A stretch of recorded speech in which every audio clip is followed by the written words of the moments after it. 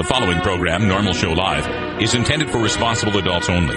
We advocate for the repeal of marijuana prohibition for adults. We discuss the science, culture, and controversy about America's marijuana laws. We do not advocate or encourage any illegal activity and advise all listeners to learn their state and federal marijuana laws by visiting NORML.org, NORML.org. Opinions and claims made by guests and advertisers of NORML Show Live are their own and do not necessarily reflect the philosophy and policies of NORML. Listener discretion is advised.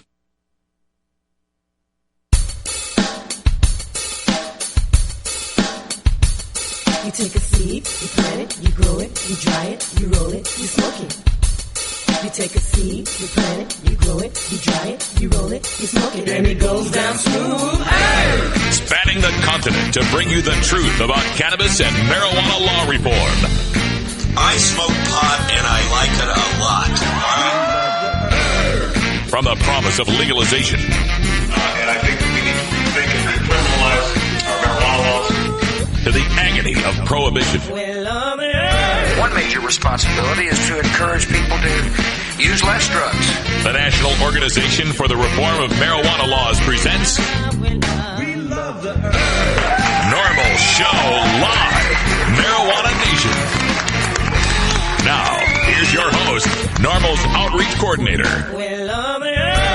Radical Russ Belville. Good afternoon, tokers and tokettes. It is Monday, December 27th, 2010, and it's got to be 420 somewhere in the world. Thanks for joining us for the next 60 minutes, actually 120 minutes of news, talk, interviews, information, music, comedy, and more by, for, and about the cannabis community.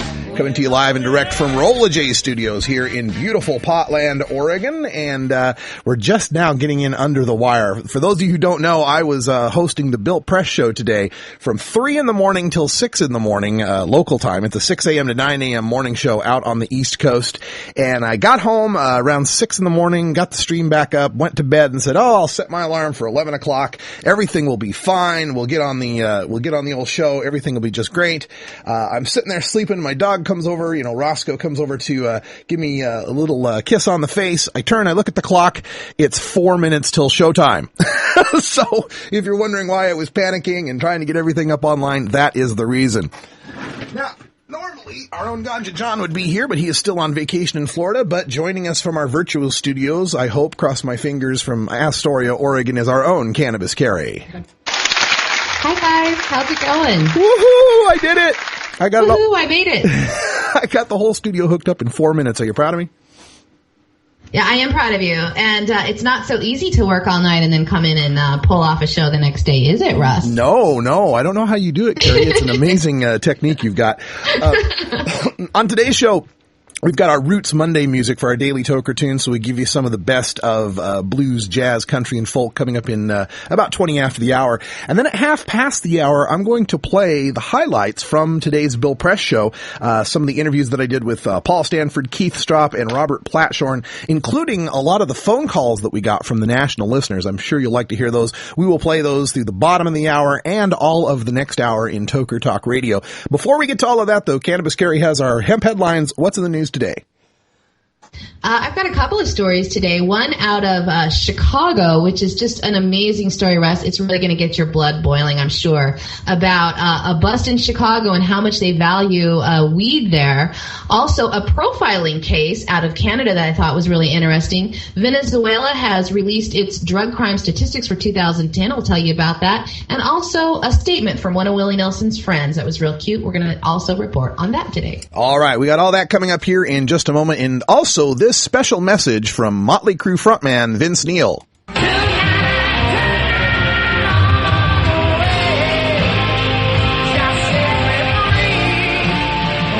I've been playing rock and roll for a lot of years, and I've done it all. Now I do it without drugs. Hey, don't get me wrong, I still party with the best of them, but now I do it clean. I'm on top of everything I do.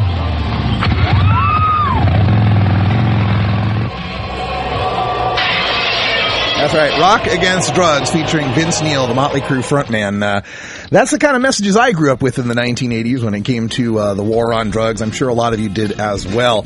All right, folks, coming up in our next segment, your hemp headlines and then our daily toker tunes for Monday. Stick around. It's NORML Show Live. You're listening to NORML Show Live, the voice of the marijuana nation.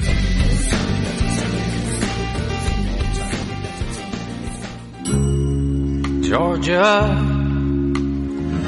Hi, this is Willie Nelson, and I need your help. Alcohol prohibition didn't work in the 20s, and marijuana prohibition isn't working today. It's time we stop arresting law-abiding citizens because they prefer marijuana over alcohol. Nearly 2,000 Americans are arrested every day on marijuana charges. We're unfairly destroying the lives and careers of hundreds of thousands of people each year simply because they smoke marijuana. These are not criminals. They're average citizens like you, good neighbors who work hard, raise families, pay taxes, and contribute to their communities. We need your help to end marijuana prohibition once and for all. It's the fair thing to do. For more information, contact NORML, the National Organization for the Reform of Marijuana Laws. Call toll-free 888-67-NORML or visit their website at norml.org. You want to legalize it? Call your congressman today. 202-224-3121. It's free, it's easy, and you don't even have to give your name, just your zip code, and they'll hook you up to your congressman. Call 202-224-3121 and tell Congress you support marijuana legalization. Liberate your mind. Liberate your mind.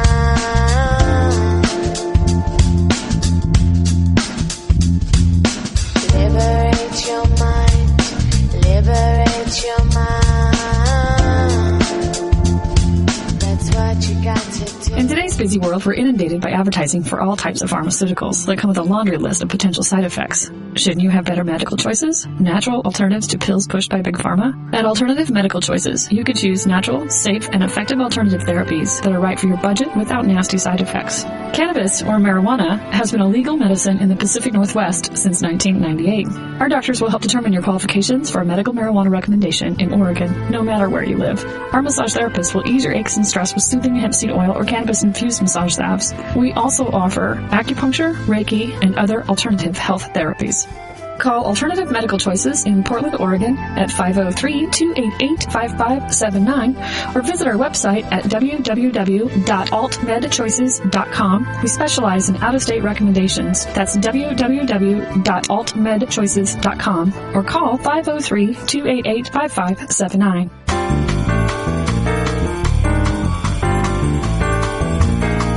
Medical marijuana, industrial hemp, consumer cannabis. It's time for this week's NORML News with Cannabis Carrie. In marijuana news from this past holiday weekend, there were many stories of busts due to people shipping cannabis to others. All across the U.S., there were spotty reports about Christmas packages that contained marijuana. Even in Dubai, Customs came out with a statement that they had confiscated small amounts of marijuana smuggled inside of Christmas cards this season in as many as 39 different attempts. But one of the more notable shipping busts this season came out of Chicago, where a man has been charged with receiving multiple shipments that contained marijuana. Leroy Scott, a 42-year-old man, was under investigation when he made about 19 trips to private shipping carrier locations in Chicago to retrieve packages that were sent to him from out of state since September. Investigators said that Cook had made multiple trips to the Southwest in the days before each package was shipped to him from the same area. After all the packages were collected, they totaled to about 75 pounds of marijuana. The Cook County Sheriff's Office arrested Scott on December 18th and charged him with felony possession of more than 5,000 grams of marijuana. He's being held on a $150,000 bail. The private carrier in the case has not been identified because they are cooperating with authorities. What makes this story stand out against so many other shipping stories is, according to the Cook County Sheriff's Office, the 75 pounds of marijuana is worth a staggering $2.7 million. That would make this high-grade marijuana about $36,000 a pound, or a ridiculous $2,250 an ounce. Authorities say they can calculate the value of the marijuana based on street prices, and they say that the price might be expensive for regular grade marijuana, but this is the usual range of price for high-grade marijuana according to a 2008 National Drug Threat Assessment by the U.S. Drug Enforcement Agency. That's the latest year for which federal cost estimates are available. Scott did spend the Christmas weekend behind bars, and authorities say that anyone posting bond for him will have to prove that the source of the funds didn't involve drug dealing. Yeah, it's another one of those asset forfeiture situations where your money is judged guilty until proven innocent. It's a strange quirk of our laws that needs to be changed, that's for sure. And as far as getting marijuana shipped to you through the shipping companies, I know lots of people do it, but it's a big risk because the minute you're talking about going over state lines, you're dealing with federal law enforcement authority, and it's always going to be a much tougher case to defend, a much tougher case to get through the courts when you're dealing with the feds. They've got all the resources in the world to prosecute you. They got all the time in the world to prosecute you. And a lot of times they just want to make you look like an example so that other people don't follow in your footsteps. So I never recommend that anyone get their marijuana through the mail or through the shipping services. It's kind of a big risk. On the other hand, I understand folks, trapped in the interior of the United States, just desperate for good quality cannabis, sometimes turn to desperate measures. Just keep on fighting for legalization for all of us, and eventually we can all enjoy high-grade, homegrown, local quality marijuana. And racial profiling isn't just a problem in the States. A judge in British Columbia, Canada, threw out evidence against an Asian man who was stopped with 57 marijuana plants in his truck, ruling that he had been the victim of racial profiling. Zai Chong Huang was pulled over back in January of 2009 because the arresting officer said he noticed the man swerve twice in his own lane. A search of his truck revealed 57 small marijuana plants, a timer, a bottle of liquid fertilizer, and 150 empty plant pots. He was charged with possession of marijuana for the purpose of trafficking. The officer, who was only identified by his last name in court documents, Constable Breeze, conducted an interview with Huang after the arrest, and it was that interview that contained the most damning evidence. Breeze is quoted in the interview transcript saying, quote, "You must be guilty as shit." He's also saying, "You're probably a gang member, aren't you? An Asian gang member from Surrey, right? Well, you're not saying anything, so it must be true. If I were the Canadian government, I'd kick your ass right out of Canada. That's what I do."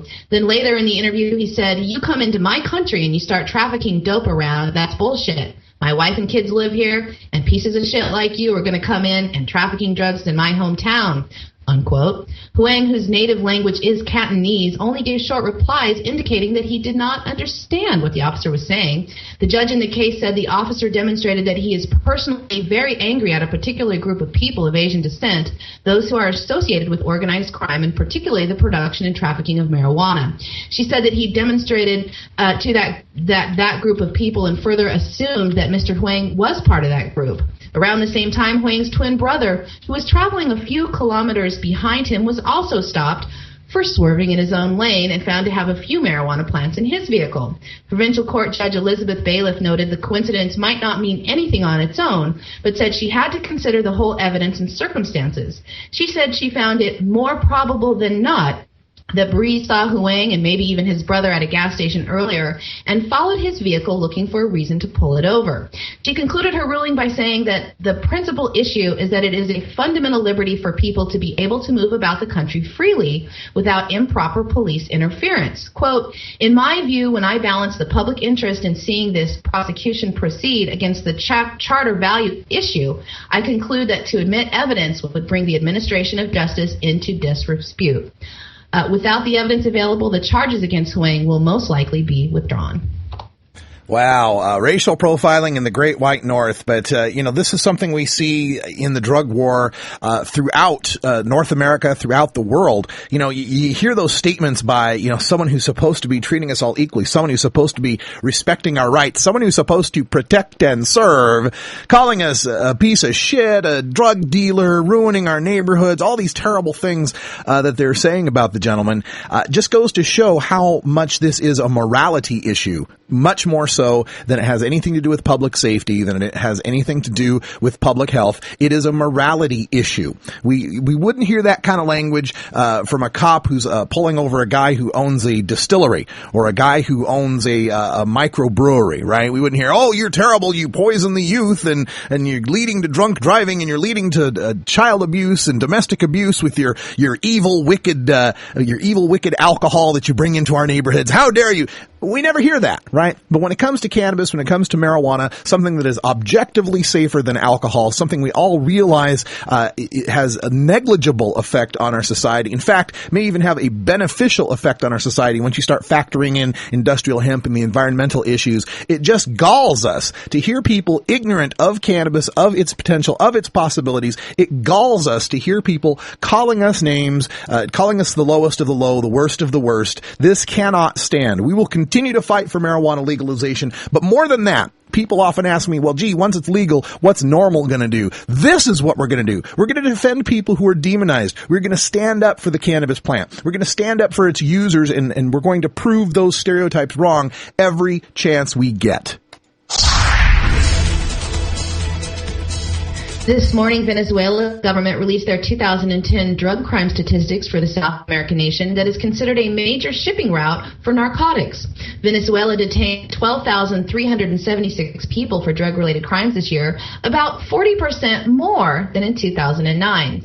The Venezuelan government says the increase in the figures shows the success of their anti-narcotics policy, but also shows that the country remains an important drug route, mainly for narcotics originating in neighboring Colombia, a major source of narcotics destined for Europe and the U.S. The amount of cocaine confiscated is down this year from last, but the amount of marijuana confiscated rose to 38.4 tons, up from 32.6 tons last year. Accused by critics of leniency in the drug fight and of collusion with Colombian rebels who depend on smuggling for financing, President Hugo Chávez's government counters that it has stepped up interdiction notably in recent years. That socialist leader, who is Washington's fiercest critic in the region, stopped cooperation with the U.S. DEA back in 2005 amid bilateral tensions. Well, you know, for me, if you're saying there's more marijuana out there and less cocaine out there, I'm trying to figure out how that's a bad thing.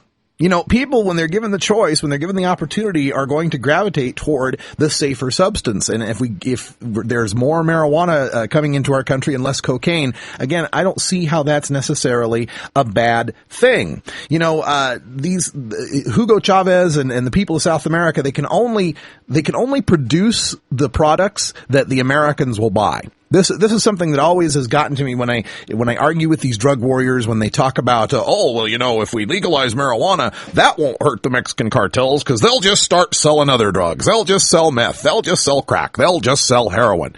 Really? To who?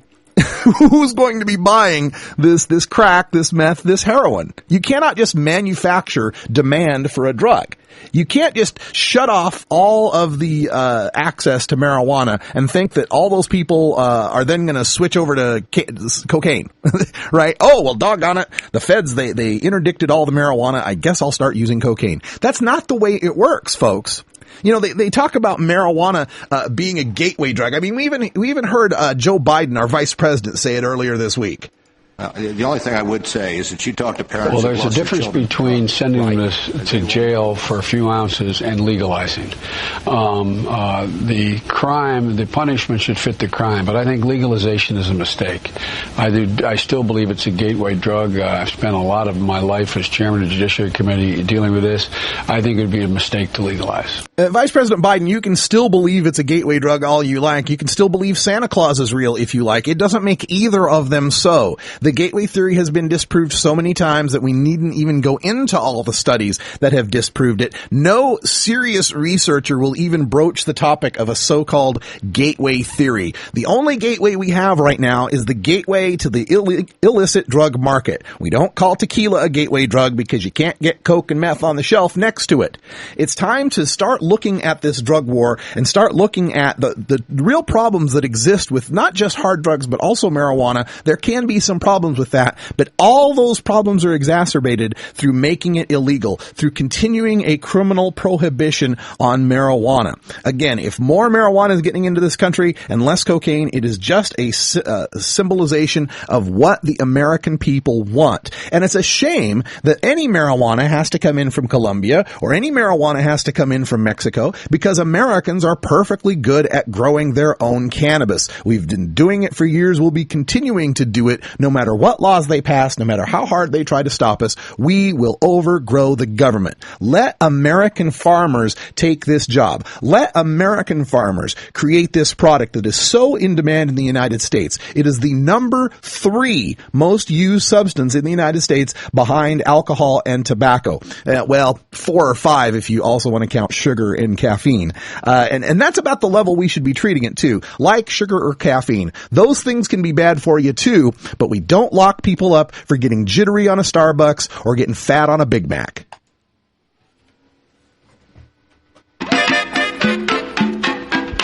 Oh, wow. It's really time for me to take a break. We'll get you some Roots Monday music coming up next, and after that, the entire Bill Press Show, thanks to Cannabob. We're back in a minute. It's 20 after the hour, and we have to take a short break, if you know what I mean. Please support these sponsors who support NORML Show Live. Oh, have you ever met that funny reefer man? A reefer man. Have you ever met that funny reefer man? A reefer man. If he said he swam to China, he would send you South Carolina. Then you know you're talking to that reefer man.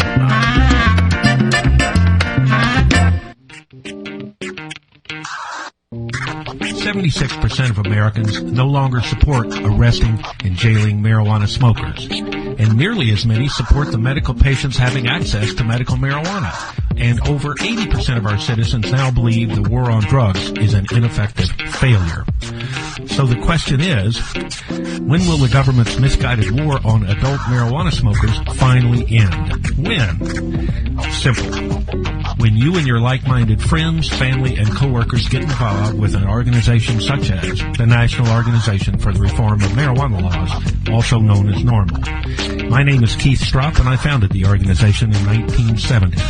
Contact us at NORML, toll-free, 888-67-NORML, or by visiting the organization's up-to-date webpage at www.norml.org.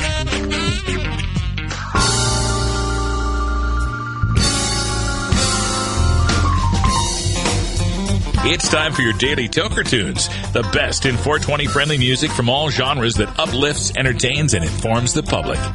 Today we bring you tunes for Roots Monday, our celebration of the music that evolved into the popular modern music of today. We pick the best of blues, country, folk, and jazz with a 420 feel and serve it up for you every Monday. Brought to you by Cannabis Carry in Astoria, Oregon, and CannabisFantastic.com. If you'd like to submit your song to be played on NORML Show Live, send it to us at stash@norml.org. Now here's some more great independent marijuana music for today's Daily Toker Tunes. All right, folks, 22 after the hour, we return to beautiful Astoria, Oregon, and our own Cannabis Carry for our Toker Tune for the day. What do we got, Carrie? Well, I'm looking at your screen. I'm wondering, do you have Buster Bailey? Because No. I'm getting that graphic fix. I got the new one from the Jug Band. I just forgot what the group's name was. Okay, no problem. All right, here we go then. Although I never really like the word dope when referring to cannabis, today's Toker Tune might make me change my mind because I'll probably be singing this song all week long. I thought that it would be a fitting tune to follow up after the holidays because, no doubt, some stashers might be feeling the pinch of long-lost friends and families taking over your stash. Today's tune is titled Some of You People Have Been Smoking My Dope, and it's by Bill Donchett and Mama's Home Cooking. Now, this song comes from an album of jug band music from various artists that was recorded back in 2000 in Minneapolis. All the music on the album was recorded live at the 18th Annual Battle of the Jug Bands, the World Series of Jug Band Music. There's one line on the album cover that says, quote, "The Westminster Dog Show of Wild Hippie Fun."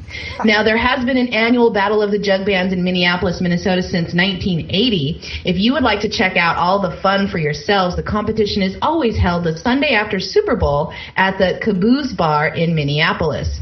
This upcoming year will make the 29th time that at least 20 different jug bands come together to compete for the 1939 Hollywood Traveling Waffle Iron Trophy. So that's about all I know about the people that came. The song is great, though. You guys are going to love it. Enjoy it for today's Roots Monday. All right, some jug band music for Roots Monday. Enjoy. I just found joy. I'm as happy as a newborn baby boy, playing with his little choo-choo toy. Ever since I found my Mary Jane,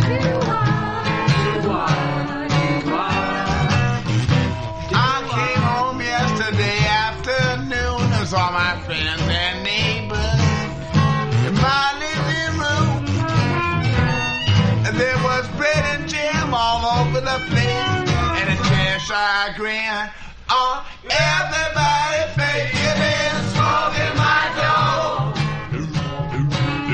You've been smoking my dough. You've been smoking my dough. Some of you people been smoking my dough.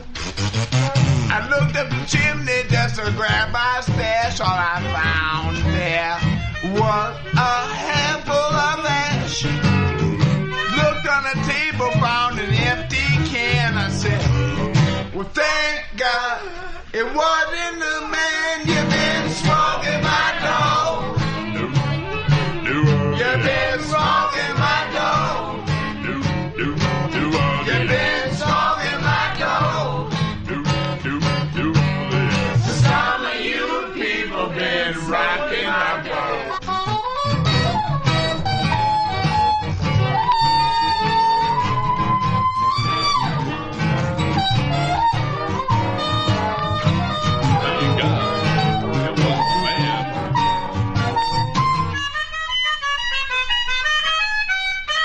You've been smoking my dough. You've been smoking my dough. You've been smoking my dough. You want a copy of that song for your iPod? Check out the Daily Toker Tunes at the Stash blog by surfing to stash.normal.org and choosing Media, and then Toker Tunes from the main menu.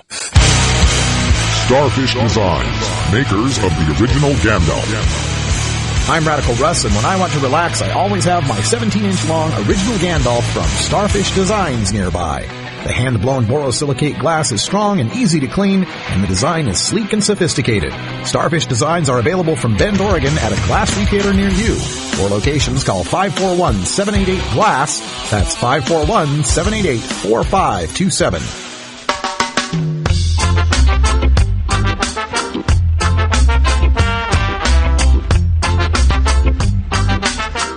You really want to legalize marijuana? Prove it. Join NORML today at NORML.org, and your donation will help us spread the growing truth about cannabis. Free speech ain't free, you know. Free the ganja tree, it's the healing of the nation. Free the Cali weed, good for meditation. Free the pot smokers, they're in a delight. Lighting up the chalice, they keep no malice. Free the marijuana, como say. Free the marijuana, hear me say. Free the marijuana, como say. Free the marijuana. Legalize it. You want answers? I'm as mad as hell, and I'm not going to take this anymore. You want answers? You have offended my family. I think I'm entitled. You want answers? I want the truth. And you have offended Shaolin Temple. You can't handle the truth. Surely you can't be serious. I am serious. And don't call me Shirley. Radical Rant.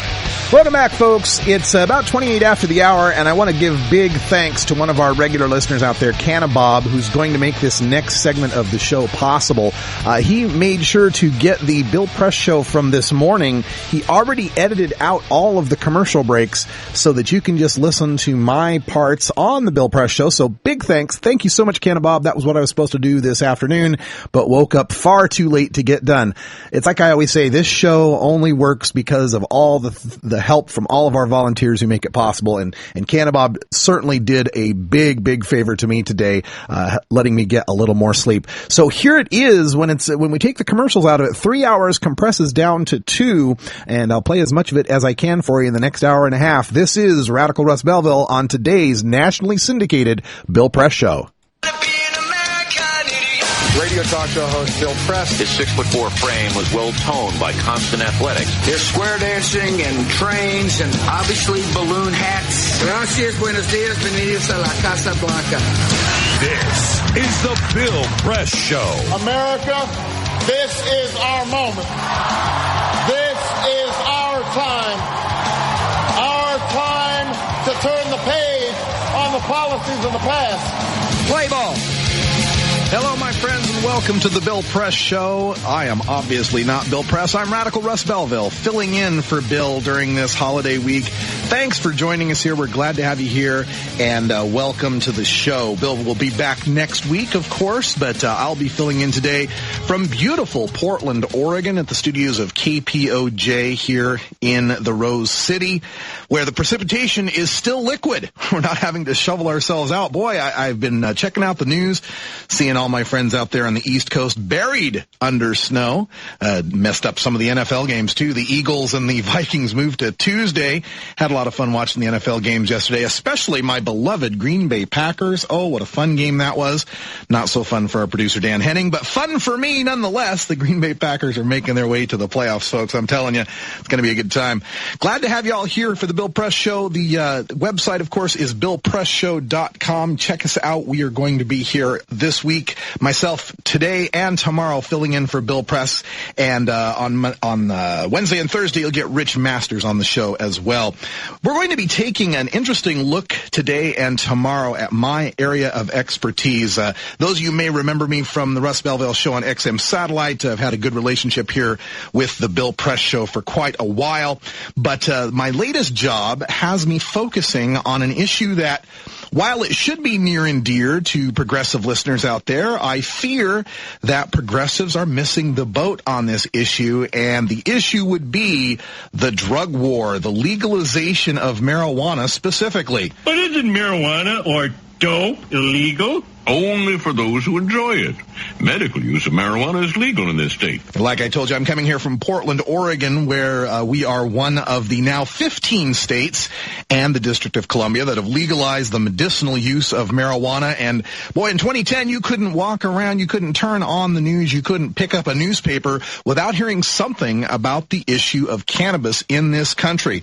I am NORML's national outreach coordinator, as well as the host of NORML Show Live on the internet. So it's a subject that I know quite a bit about, and what I've found is while a lot of folks on the radio dial, the progressive dial, are supportive of the issue, they believe that the war on drugs is an utter failure, I don't hear as much vocal support for it as I'd like. I don't hear as many people bringing this up as a legitimate political issue. There's always a little bit of laughter, a pun in the headline, if you will, whenever we talk about this issue. But it is a serious issue in America, and it's an issue that the American people are coming around to. The most recent Gallup opinion polls on marijuana legalization show a 46% support nationwide, people, 46% nationwide support for ending the prohibition on marijuana, with only 50% in support of the drug war as it is currently being waged. Now, as we look at these numbers for the support for marijuana legalization in the Gallup polls, we can look all the way back to 1969 on this issue, 40 years of drug war.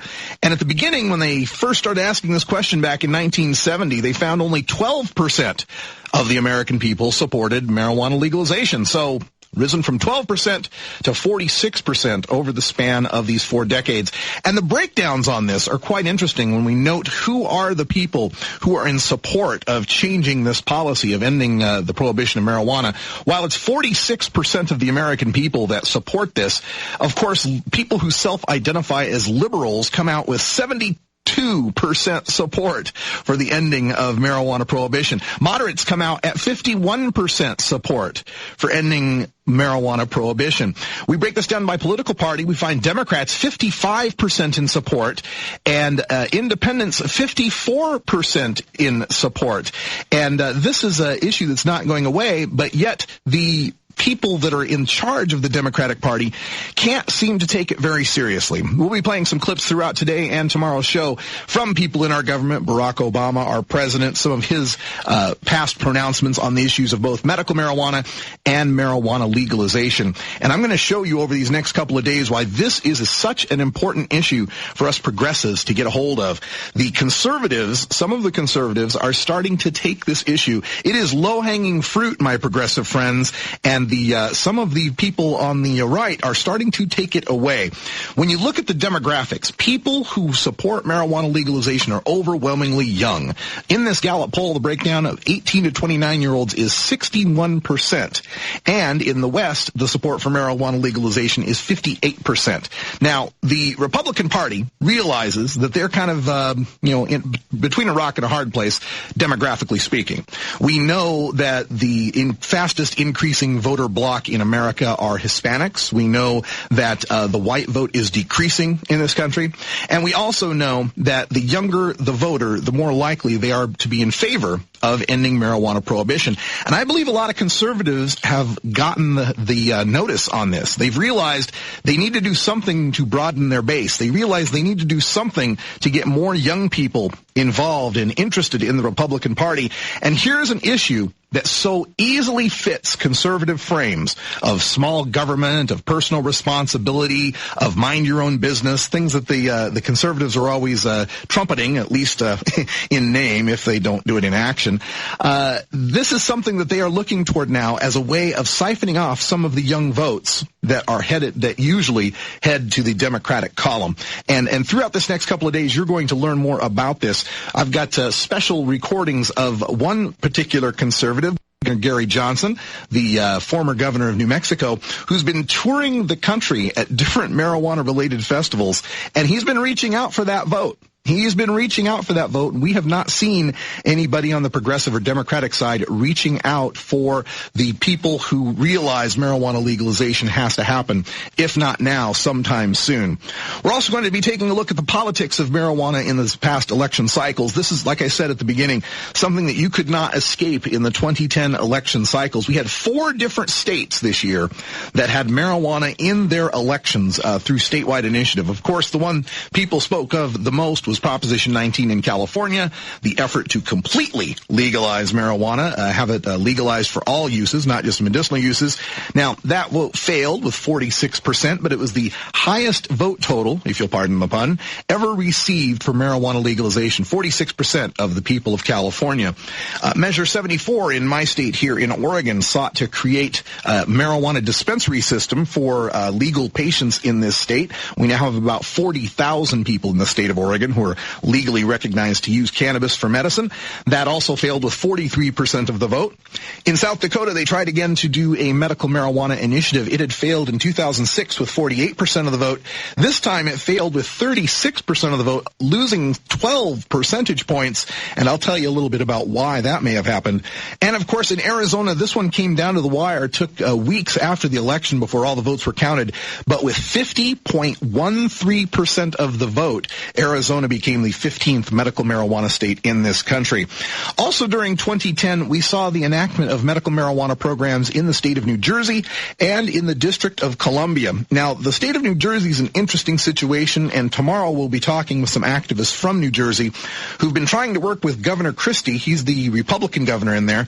Interesting situation in New Jersey. The outgoing Democratic Governor Corzine signed the legislation.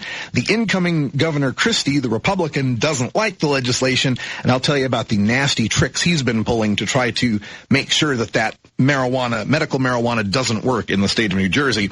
And also we'll talk to Keith Stroup in Washington, D.C. about the Washington, D.C. medical marijuana program that should be taking effect sometime early in 2011. We're going to have medical marijuana in the nation's capital.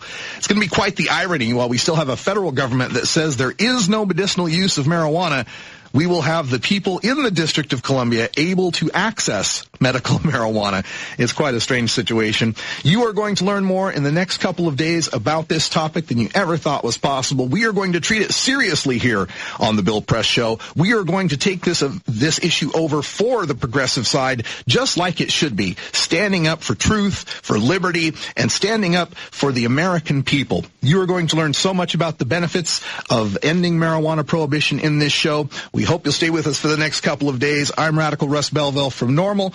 You can check me out at stash.normal.org. We're going to take a short break, and when we come back, we've got some amazing audio. I was telling you about the conservative side starting to pick up on this issue. Some amazing audio from Pat Robertson on the 700 Club on the issue of marijuana, and a response from our Vice President, Joe Biden. All that coming up next on The Bill Press Show. The Bill Press Show continues.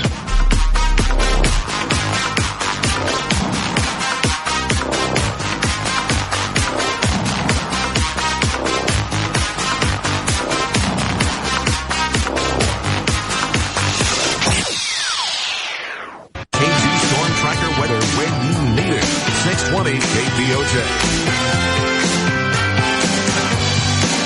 If you're talking about it, we're talking about it. This is the Bill Press Show. Welcome back, everyone. 21 after the hour, and the Bill Press Show has gone to pot with me, Radical Russ Belville from NORML, filling in for this Monday and Tuesday while Bill's on vacation for this fantastic ending week of 2010. What a year it's been. Bill will be back next week. And, of course, you can always check us out at thebillpressshow.com. That's billpressshow.com. And our phone number here is 866-55-PRESS. That's 866-55-77-377. We'll be taking your calls in just a little bit. And for the next 2 days, we're talking about my area of expertise, marijuana, cannabis, ganja, hemp, whatever you call it, that little illegal plant that made so much news in 2010. And this week was no exception. Some amazing things that I discover as I'm doing my job for NORML, the National Organization for the Reform of Marijuana Laws. And it's amazing who you'll find standing up for marijuana and who you'll find kind of laughing about it and shying away from it. And lately, it's been the conservatives, strangely enough, who have been saying the most logical, sensible things about the war on drugs. And it's been the progressives, the Democrats, the liberals, if you will, who've been saying some of the silliest things about this war on drugs. And it's got me concerned because I think this is an issue that progressives should be on top of. This is something that is starting to resonate within conservative circles. I'm originally from Nampa, Idaho, a very conservative place, and people there are even beginning to echo some of these sentiments. But nobody surprised me more than the person I turned on to, I think it was Wednesday or Thursday last week. And it's not like this is something I would regularly tune into. The 700 Club, that Pat Robertson's 700 Club, the Christian Broadcasting Network. Again, not a show I would normally pay attention to, but this week on his show, they were discussing the imprisonment in America, how we lead the world in prisoners. We have 5% of the world's population, but about 24% of the world's imprisoned. And this, of course, always leads to a discussion of the war on drugs. And after a segment dealing with Christian outreach to troubled prisoners, Pat Robertson said a couple of things that just made my jaw drop. Here's one of the first ones. You know, it got to be a big deal in campaigns. He's tough on crime, lock them up, you know. And that's the way these guys ran, and they got elected. But that wasn't the answer. So getting tough on crime isn't the answer. This is coming from Pat Robertson, a former presidential candidate on the Republican side, the people who brought us the notion of getting tough on crime. He continued. There's something else we've got to recognize. We're locking up people that take a couple of puffs of marijuana, and the next thing you know, they got 10 years. They've got mandatory sentences, and these judges just say, they throw up their hands and say, nothing we can do is mandatory sentences. We've got to take a look at what we're considering crimes. I just added that last part. But yeah, hallelujah. We've got to take a look at what we're considering crimes in this country. And certainly someone using marijuana in private for their own personal use is not something we ought to consider a crime. Here's something Pat Robertson finished up with. Criminalizing marijuana, criminalizing the possession of a few ounces of pot and that kind of thing. I mean, it's costing us a fortune. Yes, it is costing us a fortune. We spend $15.5 billion every year in this war on certain American citizens using non-pharmaceutical, non-alcoholic, tobacco-free drugs. And the conservatives are starting to realize it. These budget-tightening deficit hawks are starting to realize we cannot continue to pour money down the black hole of the war on drugs. Now, George Stephanopoulos got a hold of this the next day, and he brought this up with our Vice President, Joe Biden. Now, folks, you got to remember, Vice President Joe Biden, back when he was a senator, was one of the leading voices and wrote the legislation that created the Office of National Drug Control Policy, a.k.a. the Drug Czar's office. Democrat to the core, one of the many in the 80s who was a part of this whole tough on crime, lock them up, throw away the key, 3 strikes and you're out type mentality we had in this war on drugs. This is our Vice President's answer to George Stephanopoulos regarding Pat Robertson's perfectly sensible quotes about legalizing marijuana. Well, there's a difference between sending this to jail for a few ounces and legalizing. The crime, the punishment should fit the crime, but I think legalization is a mistake. I still believe it's a gateway drug. I've spent a lot of my life as chairman of the Judiciary Committee dealing with this. I think it would be a mistake to legalize. There's Joe Biden, the vice president, giving the same nonsense on the gateway theory that's been debunked since 1999. In fact, one time the FBI's FBI's director, Robert Mueller, was in testimony in front of Representative Steve Cohen. This is Mueller speaking to Cohen, trying to offer that same lame excuse. The only thing I would say is that you talk to parents who've lost their children to drugs. Right. They will inevitably say that they started off with marijuana. They probably started off with milk and then went to beer. And then they went to bourbon, and then they might have gone to marijuana. The gateway theory doesn't work. Maybe. It's a reality. Yeah, the gateway theory does not work, people. This has been one of the most debunked artifacts of this war on drugs. In the 1999, the Institute of Medicine set forth in their study to determine whether or not there was a causal relationship between the use of marijuana and the use of harder drugs, and they concluded there was no such thing. The only gateway that can ever be found between the soft drug marijuana and the hard drugs that people are most afraid of is the gateway to the illegal market. You know why they don't call tequila a gateway drug? Because when you go to the liquor store, there's no cocaine and meth next to the tequila. When you go to the liquor store, there's not a guy there who also wants to sell you cocaine, heroin, and meth. The only gateway that exists is the gateway to the illegal market, where you start to call people who want to enjoy marijuana rather than martinis or cigarettes, you start to call those people druggies. You start to call them illegal drug users. And once they're on that side of the line, there's a whole bunch of people marketing all sorts of substances that people would like to, that they would like to get them addicted to get their regular customers. People, this war on drugs has to end, and we have to begin it with the sensible step of legalizing marijuana in this country. It's not a case of if we're going to do it, it's a case of when and how we're going to do it, and we're going to tell you all about it over these next couple of days. All right, folks, coming up in our next break here, we're going to be speaking with one of the experts in this industry and in medical marijuana, Paul Stanford from the Hemp and Cannabis Foundation, with clinics all over this country, and an expert on hemp. You listen to the Bill Press Show. We'll be right back after this.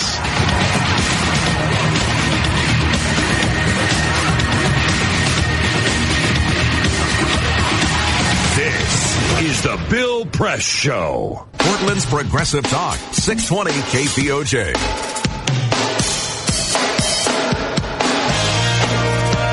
Broadcasting live from the capital of the free world. This is the Bill Press Show. Welcome back, my friends. Bill Press Show. I'm Radical Russ Belville, filling in for Bill Press, and joining us by telephone is a man who knows a whole lot about our subject coming up here today for the next couple of days. We're talking about marijuana legalization, the political aspects of cannabis, and one of the things that we need to address here is the political aspects of hemp. A lot of you folks may understand that hemp is the non-drug cousin of cannabis, the non-drug cousin of marijuana, and if we're going to be progressives, and we're going to talk about global climate change and sustainability and saving our planet, we cannot have that discussion without talking about industrial hemp. So joining us here from the Hemp and Cannabis Foundation is Paul Stanford. And Paul, welcome to the program. Thanks for having me, Russ. So glad to have you here. Let's let people know a little bit about you. You run the Hemp and Cannabis Foundation. You have offices in 10 states, I believe. Do I have that right? That's right. We help people primarily with getting their permit for medical marijuana. We have doctors across the country who help patients who are qualified get a medical marijuana permit. Okay, and before we get into the hemp aspects, and I do want to talk a little bit about that, let's talk about that getting the medical marijuana card, because there's been a lot of difficulties. You know, we're talking to people all over the country today, and, Bill Press's show is based in Washington, D.C. They just got a medical marijuana program. New Jersey just got a medical marijuana program, and the politicians in those states have crafted some pretty strict laws, and they've done so because they look back to California, they look over at Colorado, they say, oh my God, it's an explosion of medical marijuana. You can get it for anything you need it for, any excuse will do, any doctor will write a script for you. As someone who works in this industry and works in all these medical marijuana states, can you give our listeners a little idea about how easy or not easy it may be to get a medical marijuana card in most of the states? In most of the states, it's very difficult to find a doctor who can help, and that's been our primary mission, is to go into areas where doctors aren't providing that service and to provide that. Now, we have kind of a gold standard at THCF medical clinics, and that's that we require medical records that are recent, less than 3 years old, with a valid diagnosis from another MD or DO. And as long as the patient has those documents, then we set an appointment for them. So it's not the easiest process. I would say out of the people who contact us, less than half actually come up with the medical records that we need to be able to set up an appointment so our doctors can see them and help them get that permit. Now, in some areas, particularly there in California, the process has become a lot more open, where there are doctors who are allowing patients without medical records to get their medical marijuana permit. But that's primarily a phenomenon in California and to a lesser extent in Colorado, the two states that you mentioned. But still, most doctors require valid documentation, and there's oversight through the state health department in most of the states where medical marijuana is allowed. So this scaremongering that we heard in New Jersey and in D.C. About the dock in the box that they see in California, the Venice Beach situation, that's not what's happening in all the other states. No, in fact, in both New Jersey and Washington, D.C., there are strict regulations that won't allow that to happen. All right. We're speaking with Paul Stanton from the Hemp and Cannabis Foundation. They run medical marijuana clinics all over the medical marijuana states, 10 out of the 15 states. Paul's also the host of Cannabis Common Sense, a television show that's been very popular in the cannabis community. And one of the things you're known as being an expert on is the issue of industrial hemp.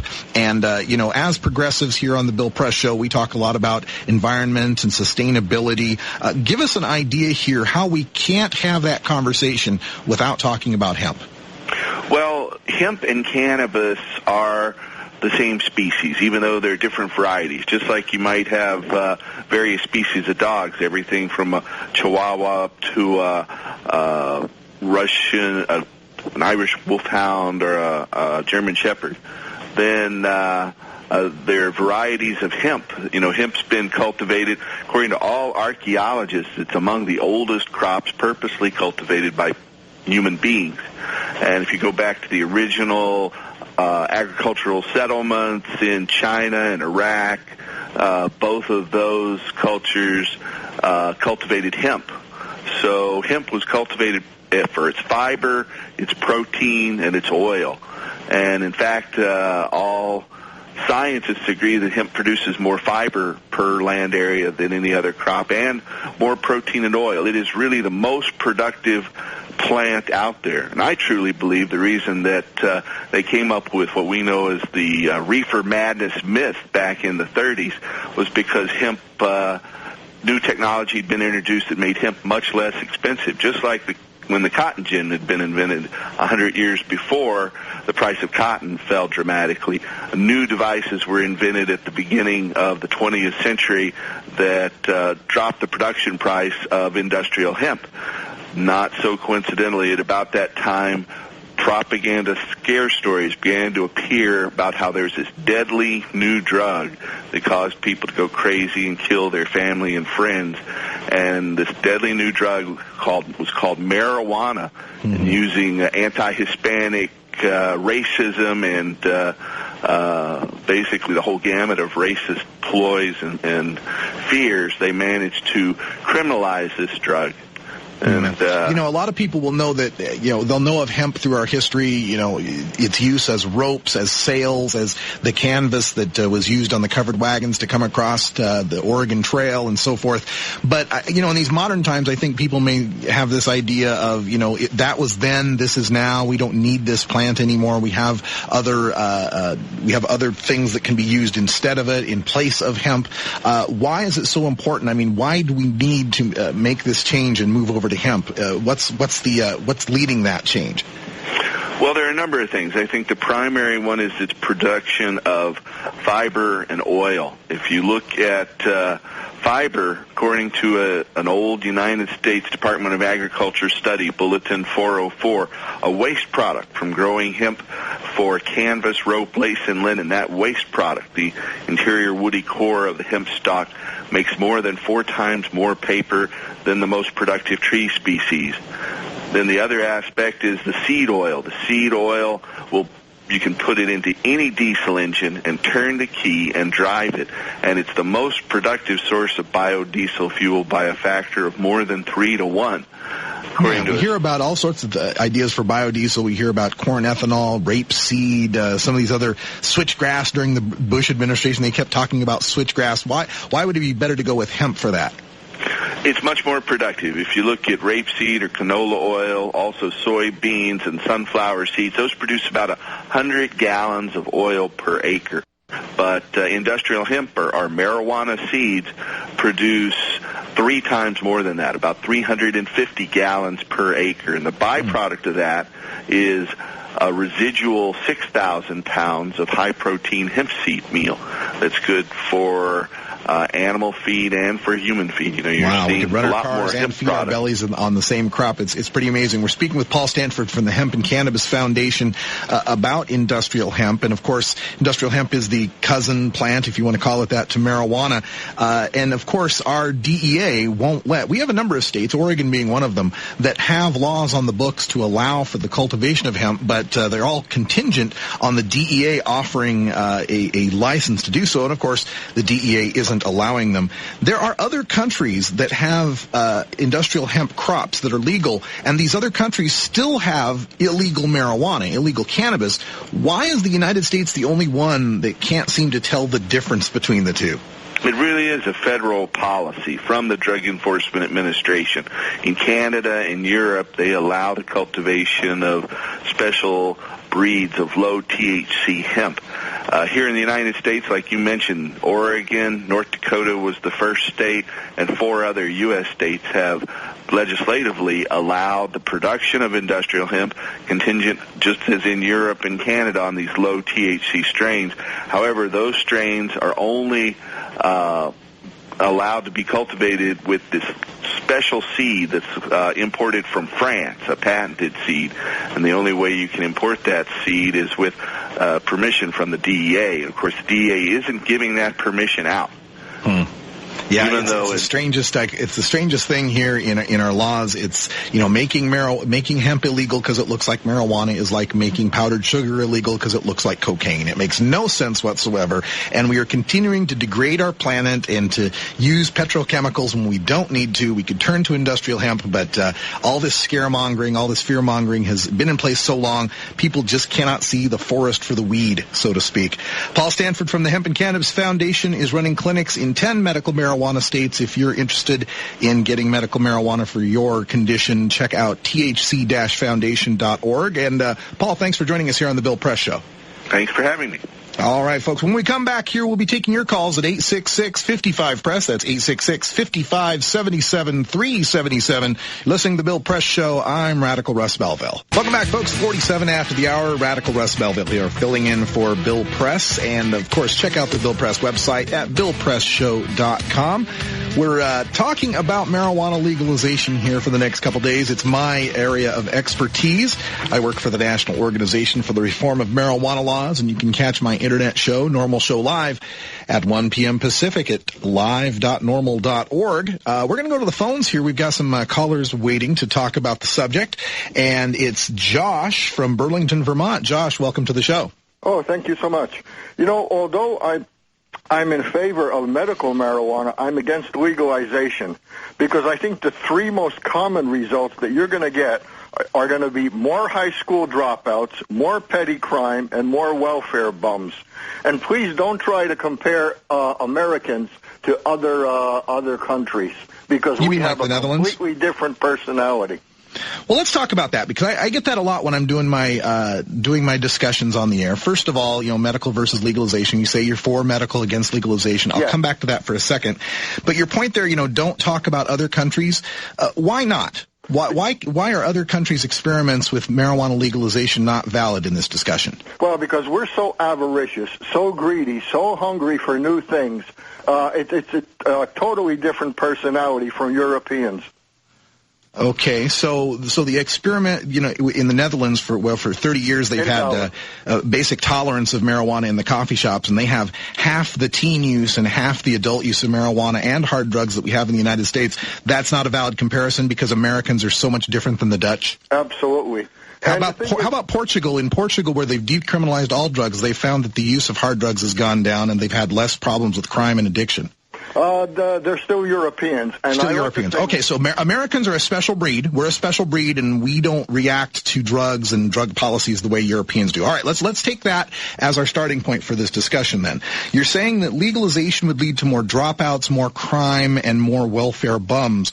Do you base that on any, statistical analysis, or is it just a guess on your part? No, it's not just a guess on my part. I look around at the people who are smoking marijuana, and although you can find exceptions, I'm sure you can, they are mostly, they just don't produce. They're not productive people. Okay, so if I were to name some exceptions like Michael Phelps, Antonio Holmes, Plaxico Burress, most of the NBA, they're not productive people because they smoke marijuana often, but they're just exceptions. You think the large majority of us are losers of some sort? You've got 300 million people more to go, so you can keep naming them. Okay, well, I'll tell you what. There are 300. We have 308 million Americans in this country, and right now there are 105 million Americans who have admitted to smoking marijuana at least once in their life. 25 million who will smoke marijuana at least once this year, and about 16 million who say they will smoke at least once this month. We got about 3 million people in America who smoke marijuana daily. So this is really causing more dropouts, crime, and welfare bums in your mind? I think so, because if they weren't smoking it, I'm sure they could be more productive than they are now. Okay, let's turn this around to another point of view. Do you think people who drink a lot are more likely to drop out, commit crime, or be welfare bums? Absolutely. Okay, so should we go back to alcohol prohibition? No, it's a completely different thing. You can't. Why? Why is it completely different? Because you can't put the genie back in the bottle. It's just like smoking. Wait a minute. Marijuana is out of the bottle. Like we said, there's about 25 million Americans that are going to be using it. It's pretty much out of the bottle. But it doesn't have governmental approval. Okay, so alcohol has government approval, so it's okay, even though it kills 135,000 people a year and leads to drunk driving accidents and domestic violence and rape and child abuse and such. That's okay, though, because it's got the government's imprimatur. No, it's not okay, but as I say, you just can't put the genie back in the bottle. What would happen if we tried? If you tried, you'd get what you had prohibition back in the 20s. Okay, so prohibition back in the 20s when alcohol was illegal, we had Al Capone, we had gangsters shooting people up in the street, we had we had a much more expensive product, it was much more potent, you had the bathtub gin, people would go blind from it. Don't you see a parallel with that happening with marijuana right now, with our, the Mexican gangs south of the border shooting each other in the streets and the more potent marijuana on the streets today? Well, the people who are in favor of legalization, they should start a step-by-step program of decriminalization. Don't make it a crime. Make it a misdemeanor. That's where you'll save people from going to jail.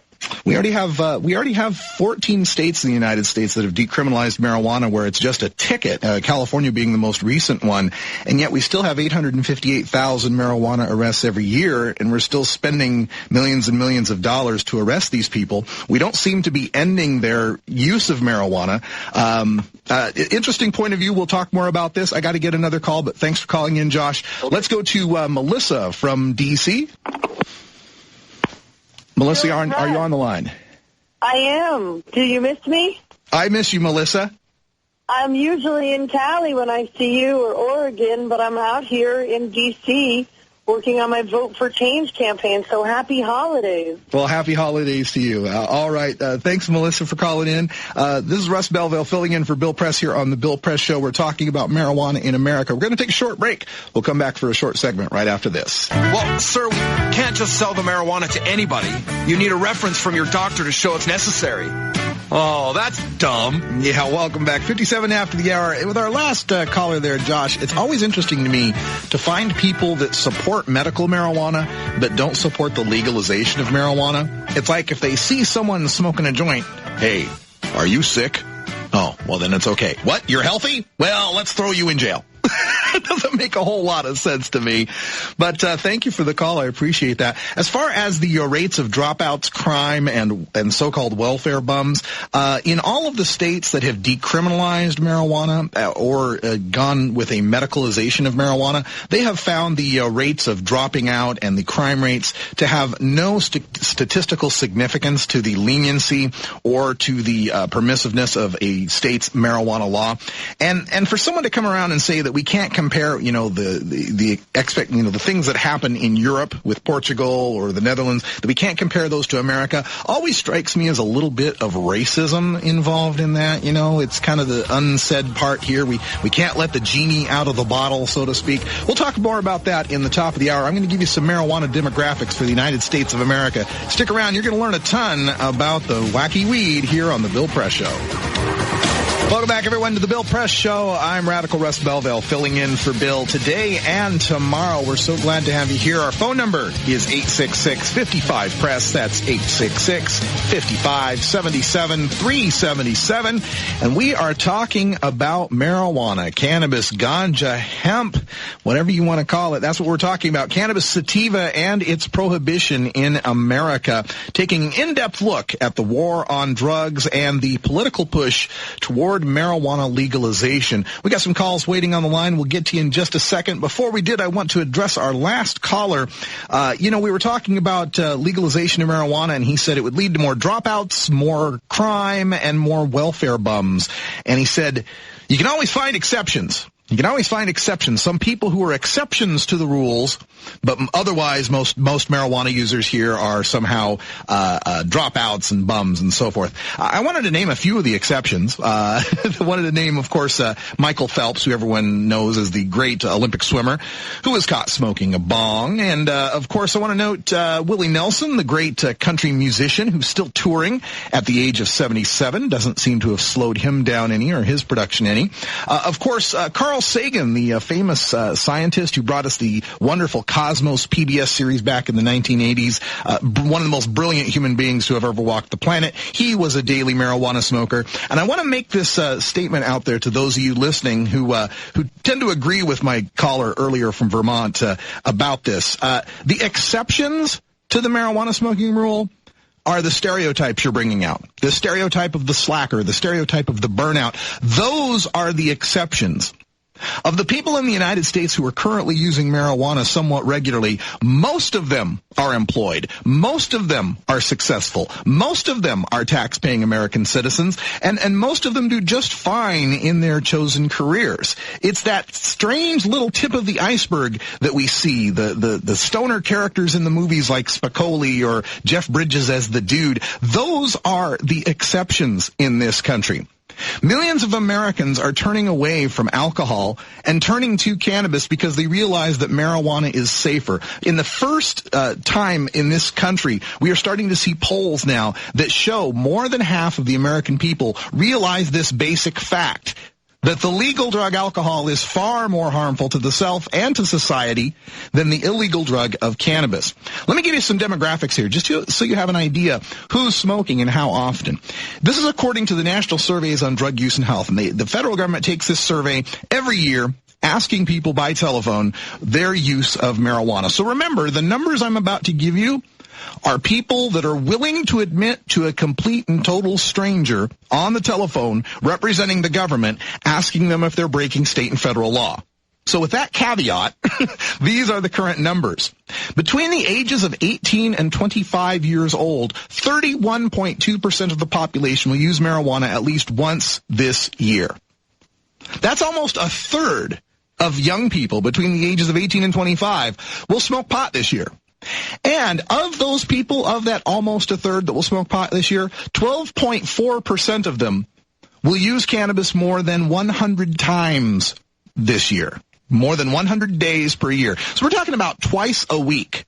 1 out of 8 young people, aged 18 to 25, 1 out of 8 folks are using cannabis at least twice a week. Now, one of the things we hear from the prohibitionists is how marijuana is so deadly addictive now. It's so potent. It's not your father's Woodstock weed. It'll addict you in one puff. Well, when we move to age 26, all of those demographic numbers cut in half. We go down from 31% people that are using it once a year down to 16% that are using it once a year. We go from 12.4% that are using it twice a week or more down to 6.3% that are using it twice a week or more. And the numbers go down again by half when you hit age 35, and they go again down by half when you hit age 50. So much for that deadly, addictive, super potent skunk. All right, let's go to the phone lines here and take some calls on this. We've got Henry in Zanesville, Ohio. Henry, what's on your mind? Hey, I'll tell you what's on my mind. The guy kind of really got me a little riled up a little bit when he called in and stereotyping people who smoke marijuana. But the bottom line is like this. We're no different than Europeans whatsoever. Now, I might be because my ancestors wasn't from Europe. But most whites that are here in the United States, their ancestor heritage come from Europe. So believe me, you're not that different. And that's what they talk about, the mentality of society. Well, you know, only the rich control society, and everybody try to follow suit. That's just the way I see it. But I know it's a bad thing to say, but it's just the way it seems to be. And you want to talk about people who accomplished a lot to smoke marijuana? Let's go for the head man, Bill Clinton. Right? Yeah. You know, and then on top of that, now look at all the hurt of outlawing marijuana has done, because it also pretty much outlawed hemp.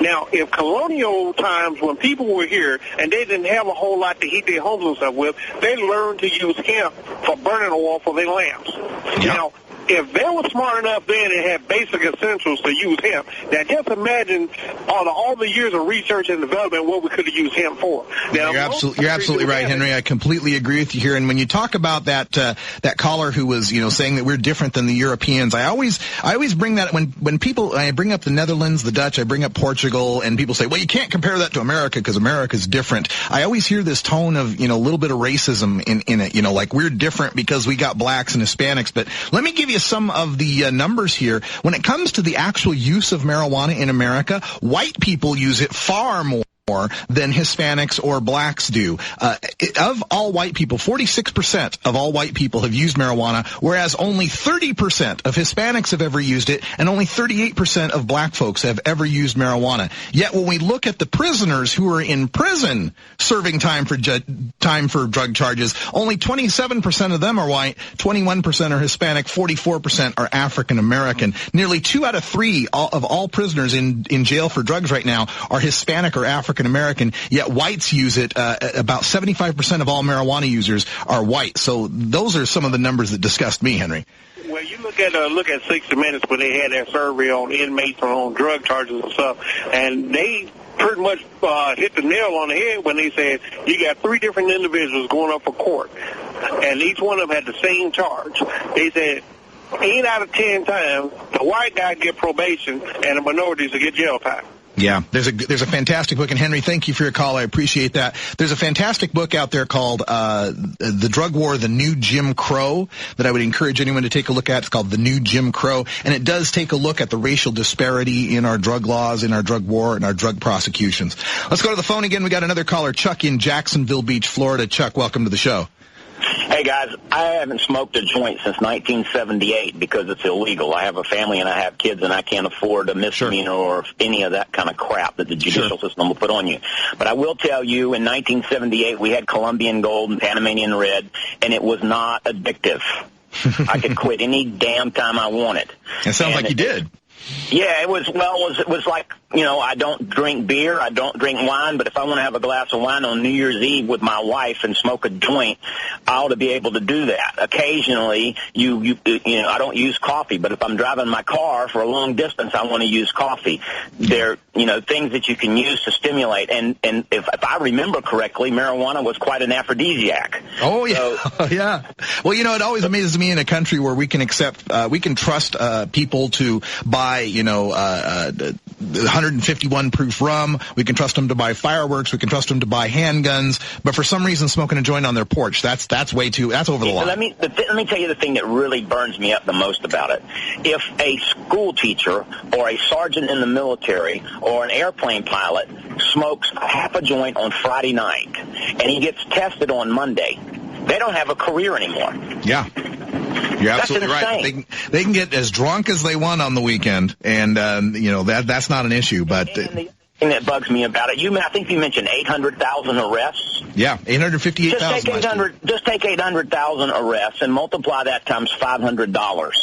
Yeah. You have lawyers and judges and police officers that are making a killing off of this. Yeah. Well, here's another amazing thing, Chuck. Should be ashamed of itself. I agree with you, Chuck, and thank you for your call. Here's another amazing thing that you should know about this, as far as that goes. Every marijuana arrest takes about 9 hours of police and prosecutorial time, and when these marijuana arrests happen, even in the states where it's decriminalized, they still have to send that baggie in to get it tested at the crime lab to make sure it's marijuana to even go ahead and process the ticket. Since these are coming up in cases that are going to be processed soon, they get expedited at the crime lab, and other things are put on the shelf until those things can get processed. Things like rape kits, things like murder investigation, some of the DNA and stuff they find from murder investigations and so on. These things stay on the shelf while we're processing baggies to make sure that it's marijuana to be able to write the ticket. If you think that's a valuable use of police resources, especially in a society now where only half of the murders are ever solved and only a quarter of the rapes are ever solved, and you want to still send police officers after people smoking a joint, there's something wrong with you. All right, folks, we got to take a break. When we come back, we're going to be speaking with Keith Stropp. He is the founder of the National Organization for the Reform of Marijuana Laws. 40 years of fighting the marijuana prohibition in our nation's capital. We'll talk all about the politics and more coming up on the Bill Press Show. Welcome back, everyone. 22 after the hour. I'm Radical Russ Belville filling in for Bill Press. He'll be back next week, just taking off this last week of 2010 for well-deserved rest and relaxation. Our phone number here is 866-55-PRESS. That's 866-55-77-377.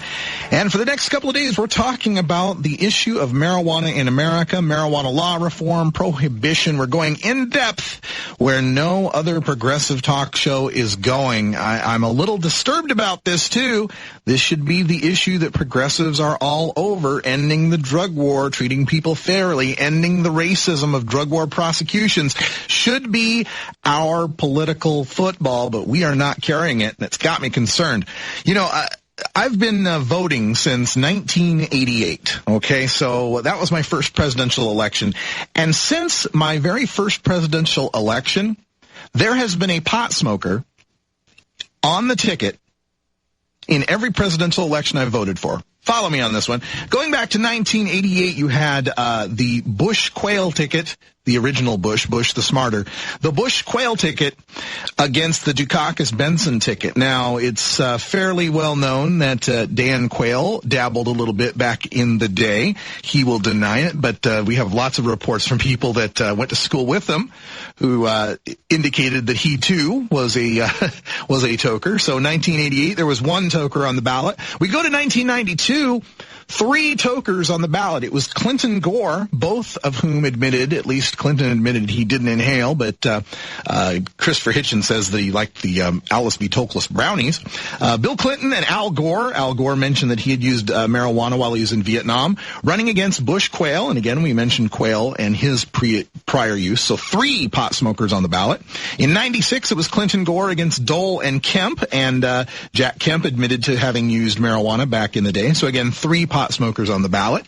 In 2000, George W. Bush and Dick Cheney versus Gore and Lieberman. Now, Cheney and Lieberman both have declined using marijuana in their past, but boy, if there's a couple of people who should have smoked a reefer, Dick Cheney and Joe Lieberman, there's a couple that should have. In 2004, Bush Cheney versus Kerry Edwards, and of course there's that famous Democratic debate with Anderson Cooper of CNN asking them all if they'd used marijuana, and both Kerry and Edwards admitted they had. And then in 2008, Barack Obama and Joe Biden versus John McCain and Sarah Palin. Of course, Barack Obama admits that he inhaled frequently. That was the point. And Sarah Palin said that she had used back in Alaska. Of course, Alaska has its famous privacy provisions that allow for that. All right, we are joined right now by the founder of the National Organization for the Reform of Marijuana Laws, working to end this stupid prohibition for the past 40 years. Keith Stropp from Washington, D.C. is joining us. Keith, welcome to the show. Thank you, Russ. Nice to be with you. You know, we've been talking to folks, and we heard some calls earlier about this issue of marijuana legalization, and you have a new statute that's been enacted in Washington, D.C. that creates medical marijuana for the District of Columbia. Did you ever think you'd live long enough to see medical marijuana in the nation's capital? No, I wasn't really sure I would, Russ. I hate to sound that pessimistic, but for a long time, Congress did not allow the District of Columbia to exercise its own self-government. They still have the right to override any law that's passed by our city council. And so generally, we always assume that the district will be among the last states to adopt anything progressive. But surprise, surprise, the Democrats in this last session agreed to go ahead and let the District of Columbia City Council pass the medical use bill. It has been passed. Some of the regulations have been issued, and the expectation is by middle of 2011, we will have a minimum of 5 medical marijuana dispensaries here in the district. And I think that's terribly important because it will be helpful for members of Congress to see that the sky doesn't fall and that people still get up and go to work every day just like they used to. I think there's been a fear among some of these members of Congress that if you legalize marijuana even for medical use, everybody's going to sit home on the sofa and get stoned all day. So I think it will be helpful as they see that the world goes on just the way it used to, except that seriously ill patients are able to find some relief. I suspect we will build our support for medical use on the federal level. Yeah, it's amazing that we're going to have dispensaries in the nation's capital, and some of these lawmakers who are railing against marijuana, railing against medical marijuana even, are going to be forced to have to see it in action. It's quite an amazing turn. And 2010 has been the year of marijuana elections. We had 4 statewide initiatives on the ballot, one that passed in Arizona. New Jersey passed its medical marijuana law. And when we come back from the bottom half of this break, Keith will be with us. He's going to stay with us, and we'll talk a little bit more about these political developments. Before we go, though, I wanted to give folks a little history lesson on the D.C. marijuana, the medical marijuana. Again, Keith mentioned how the district can block these laws. The district originally passed medical marijuana with 69% support, and the bill that they originally passed was as liberal or more liberal than California's famous Prop 215. 69% support in the district, but we did not find that out because Representative Bob Barr of Georgia banned the votes from being counted. That's right. In our nation's capital, in the land of the free, in the home of democracy, they banned the counting of the votes. It's a crazy story. We'll tell you more about that when we come back from the break. We're speaking with Keith Stropp from the National Organization for the Reform of Marijuana Laws. Listening to the Bill Press Show right back after this. 33 after the hour, Radical Russ Belville here, filling in for Bill Press, and we're joined by telephone with Keith Stropp, the founder of the National Organization for the Reform of Marijuana Laws. Welcome back, Keith. Welcome to be with you.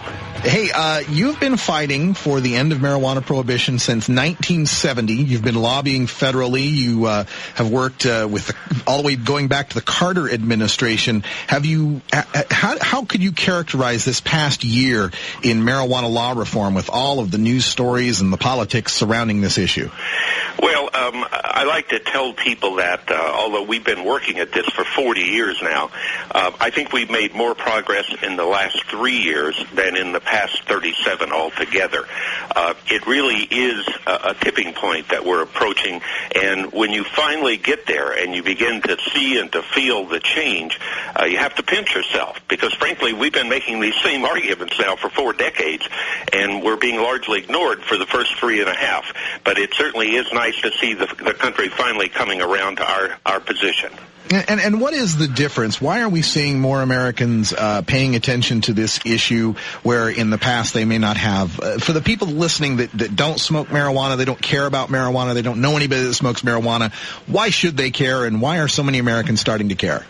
Well, I think largely it is better information. More people in America understand that marijuana is no big deal. No one's ever died from an overdose of marijuana, while we've adjusted to alcohol in our culture where over 30,000 people die every year just for an overdose of alcohol.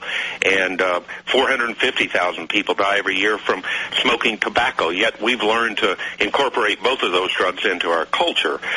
So it's sort of absurd that we continue to waste law enforcement resources and to destroy so many lives, mostly young people, but not entirely. Over 850,000 Americans arrested every year on marijuana charges, and 90% of those arrests are for personal use. People like myself who smoke marijuana responsibly when they relax in the evening. So in some ways, I don't mean to make light of it, but we've outlived our opponents. The people that were most strenuously against our position, the people that were brought up and lived under the reefer madness mentality, most of them have retired or died and been replaced by younger people. And younger people, whether they smoke or not, they've been around marijuana much of their life. They had friends in college. They had friends as young adults. They've known people who smoke marijuana, and they know that it is simply no big deal. So, again, I think we've outlived our opponents, essentially. This is the strangest of political issues because it's one of the few that we find where the politicians are so far behind the American people on the issue. It's, it seems like kryptonite to politicians to want to talk about marijuana. I'm going to go back to a clip here from, this was when Barack Obama was running for the Senate, and he was asked about the marijuana issue. I believe this clip comes from 2006, and I'm going to ask you a question after it. We'll play the clip here first. In terms of legalization of drugs, I think that the war on drugs has been a part of failure, and I think that we need to rethink and reformulate So Barack Obama is saying, I think the war on drugs is an utter failure, and we need to rethink and decriminalize our marijuana laws. How does Barack Obama get from that position in 2006 to the position he currently occupies in 2010, saying legalization is not in his vocabulary, and we're going to continue to use federal resources to oppose legalization? Well, I think those people on our side of this issue have to be a little bit patient with those handful of elected officials who do have the courage to begin to try to get the process of change underway. And clearly, Obama has started that process. As you know, Russ, in the limited issue of medical use, under the Holder Department of Justice, they issued something called the Ogden Memo, in which he said, for the first time, and totally different than it was under former President Bush, as long as individuals are carefully following state law regarding the growing and dispensing and use of medical marijuana when authorized by a physician, the federal government will not intervene. That's a major change. Under President Bush, they used to go in and bust people all the time who were operating legally under state law, but obviously marijuana is still illegal for all purposes under federal law. So there's been a major shift regarding the movement to legalize medical use as a result of that Ogden Memo and that change in position by Obama. And I suspect you're going to see more of that. In particular, I would suggest this, that if President Obama is reelected to a second term, the first or second year of that term is generally when progressive issues tend to be moved, and I suspect that will be true for the decriminalization of marijuana. I'm not at all expecting that the federal government is going to actually legalize and tax and regulate marijuana under Obama. But I do think it's realistic to expect that in the second term of an Obama administration, the federal government might well adopt a provision that was introduced by Barney Frank a couple of years ago and is pending in the Congress, will be reintroduced in the new Congress, in which the federal government simply gets out of the way. It doesn't dictate any policy to the states, but it does say that the federal government is going to step back, and those states that want to maintain criminal prohibition can do so, just as they were allowed to maintain the criminal prohibition of alcohol at the end of alcohol prohibition. But those states that wish to begin to experiment with different models of legalization and regulation and taxation will be free to do that. So I'm very optimistic that we're going to see significant change under Obama. Yet we have this Obama Holder Ogden memo that said, we're not going to use federal resources to go after these medical marijuana providers in the states where it's legal. Yet we've seen about 30 raids that have taken place since the Obama administration took power. And President Obama and the Senate just confirmed Michelle Leonhardt, who was the acting DEA administrator under the Bush administration. Does that bode well for your prediction of more progressive legislation in the second Obama term? Well, I think what it reflects is the realities of dealing with the vast federal bureaucracy. Keep in mind that law enforcement is and always has been one of the strongest lobbies in America. So whenever you're dealing with any change in the criminal justice system, you've got to go slowly, and you've got to gradually win the support of at least some of the law enforcement community. For example, in California, it's always been very difficult to get progressive drug legislation passed in California, despite the fact that most of the people in California are pretty progressive on issues like that. But because the largest single lobby in the state are the prison guards lobby, well, it's a jobs program for them. And the same thing pertains to people in the Justice Department. And so whenever they are forced to make a slight change, of course they're going to word it in the most conservative possible manner. They're going to leave themselves a lot of room so that if they decide that they're not quite comfortable with this, they've got a little bit of justification for going back to the old policy. But in the end, once you start down one of these paths of change, it's pretty hard to turn back. And so I'm confident that we are going to see significantly even more improvement under Obama than we've seen up till now. I'm really not discouraged. Perhaps it's just a result of having worked in Washington for 40 years. But I do understand that change doesn't happen overnight. Keith Stropp is the founder of the National Organization for the Reform of Marijuana Laws in Washington, D.C., where he currently serves as the legal counsel. And Keith, thanks for joining us here on the Bill Press Show. Nice to be with you this morning. Thank you, Russ. All right, I'm Radical Russ Belville, filling in for Bill Press. When we come back, we have another guest that will be joining us. He was known as the Black Tuna. He served 29 years in prison for a nonviolent marijuana offense. We'll talk to him right after this break. Stick around. We're right back after this.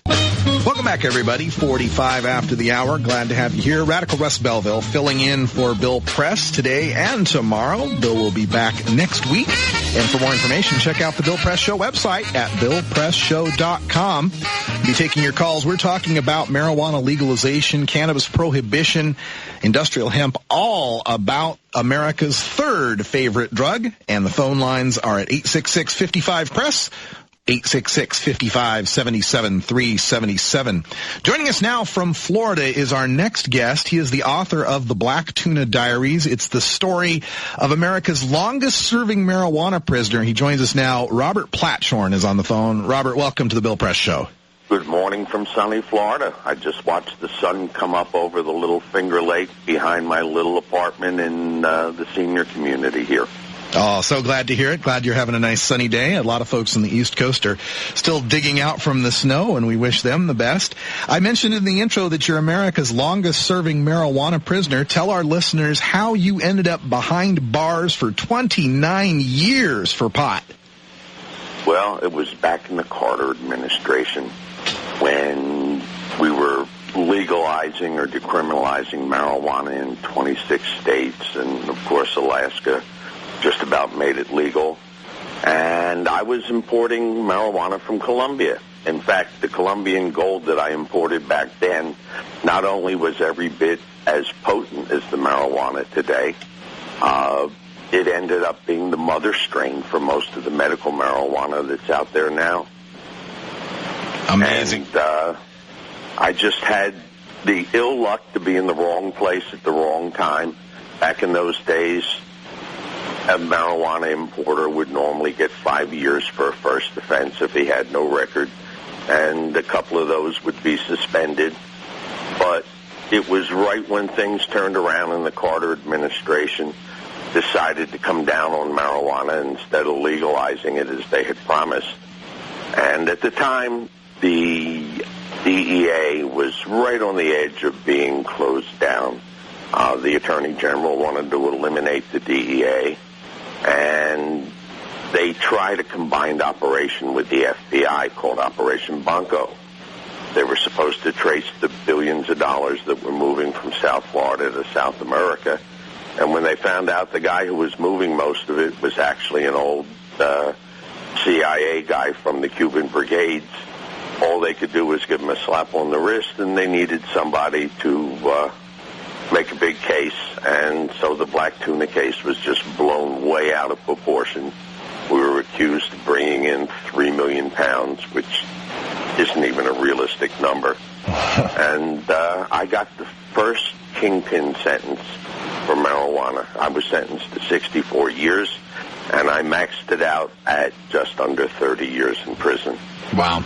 That's so hard to believe sometimes, and I tell people this on my show out at NORML many times, but the United States, along with a few other countries like Saudi Arabia, Malaysia, Indonesia, all these other countries, actually has a death penalty for marijuana. If you're caught trafficking more than 60,000 kilograms of marijuana, you can actually get the death penalty in the United States of America, with no violence, no prior criminal history. You traffic enough marijuana, you can get the death penalty.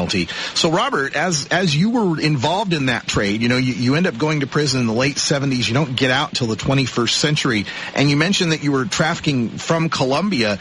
Did you ever find, was it a violent trade? Was there a lot of fear there involved in that business? No, there wasn't. It was a business, period. The people I met, most of them came from wealthier, well-established families that had been there for generations. They treated it like any other business. I was a customer. I was treated well. I was well protected anytime I was in the country. And I love visiting there. I loved the people there. I never carried a gun and never felt the need to. These people were building hotels and businesses. We did some business in the cotton trade and the coffee trade. At the time, my partner Robbie and I owned the South Florida Auto Auction. We were wholesale auto dealers. And it was really a side business with us. So you're trafficking the marijuana. You're flying back and forth to Colombia. We're not having to deal with a lot of violence. Other than it being illegal, it sounds to me like it was just like any other business. It was, except the adventure of going over and picking it up. I think the first chapter in my book, I flew a DC-3 into the jungle in Colombia, and the Colombian Army was there waiting for me. That was a tense moment. I think the greatest danger came from dealing with the authorities because it was illegal. And at the time, the Colombian Army was grossly underpaid, and they needed to make a living. And when they weren't paid for helping with the shipments or ignoring shipments, they got a little wrinkled. In our case, they got wrinkled at the wrong people. I mean, we had done what had to be done, but it was a close one. Yeah.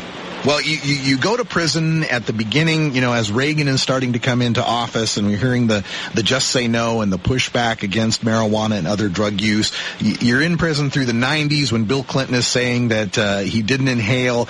You're in prison through the early 2000s as we get George W. Bush and then finally Barack Obama elected president. Over those 3 decades you're in prison, the whole country's attitudes toward marijuana made a major shift. What are you doing now that you're out of prison to get involved with this part of the movement?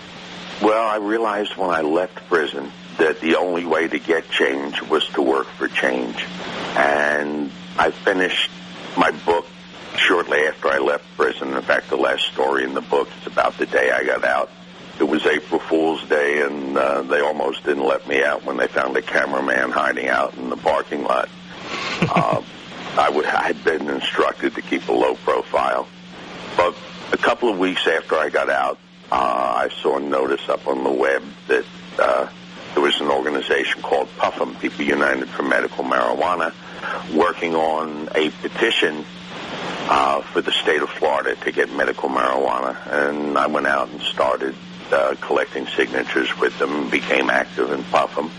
And, of course, I've had a relationship with NORML since I went to prison. NORML helped me several times with lawsuits and legal advice while I was in prison, and we stayed in touch. And the other people who helped me out when I was in prison and wrote some interesting pieces about me was, of course, High Times Magazine. And now I get to do a little writing for them in High Times Medical Magazine. But when I came out, I saw that if you want change, you got to work for change. And I live in Florida, and it's probably the most difficult state in the union. But we're making a lot of progress. We've got an initiative on Miami Beach to decriminalize And we're only 500 signatures short. I think we're going to finish that up. That is great news. And of course, the People United for Medical Marijuana are trying to get an initiative passed in Florida for medical marijuana. It's PUFMM.org. Robert Platshorn's book is The Black Tuna Diaries. I encourage everyone to check that out and to find out how one of America's first pitchmen has the most amazing stories to tell. Check it out, Black Tuna Diaries. And Robert, thank you so much for joining us here on the Bill Press Show. It was a pleasure. Watch for the Silver Tour and watch for Square Grouper the movie based on my book. It's all coming. All right. Robert Platshorn, always a pleasure talking to you. When we come back, we'll wrap things up for this hour, and we'll take your calls at the top of the hour at 866-55-PRESS. That's 866-55-77-377. We're back right after this. Welcome back, everyone. Bill Press Show here. Phone number is 866-55-PRESS. That's 866-55-77-377. We're wrapping up our hour here. We'll take the calls in the next hour. Thanks for having me here. I'm Radical Russ Belville, filling in for Bill Press. Bill will be back next week. Check you up here at the top of the hour. Be right back. Hey, everybody. Welcome to the show. Radical Russ Belville here, filling in for Bill Press today and tomorrow. Bill's on vacation during the last week of 2010. He will be back with you in the first week of 2011. For more details, check out the Bill Press Show website, BillPressShow.com. Oh, gnarly! What are you people? On dope? No, we're not on dope, but we are talking about marijuana. We are talking about marijuana legalization, the topic that the progressives don't want to talk about, the topic the Democrats are afraid to talk about, and they better start talking about it because the conservatives are starting to pluck this low-hanging fruit. Folks, the facts are in on this, and the American people are starting to change their mind on the effectiveness of this war on drugs, specifically this war on marijuana.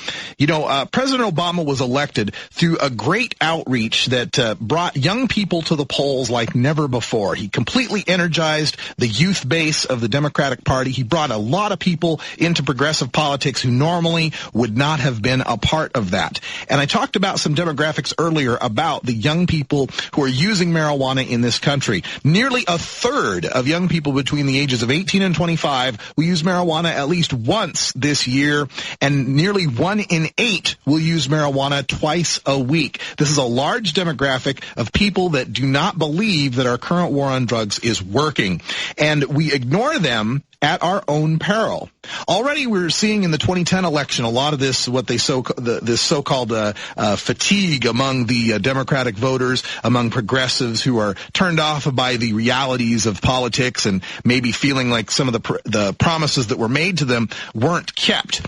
And these people, by and large, believe in this issue of the legalization of marijuana. The most recent Gallup poll shows that cohort of people between 18 and 29, 58% of them support the legalization of marijuana. This youth vote cannot be taken for granted anymore.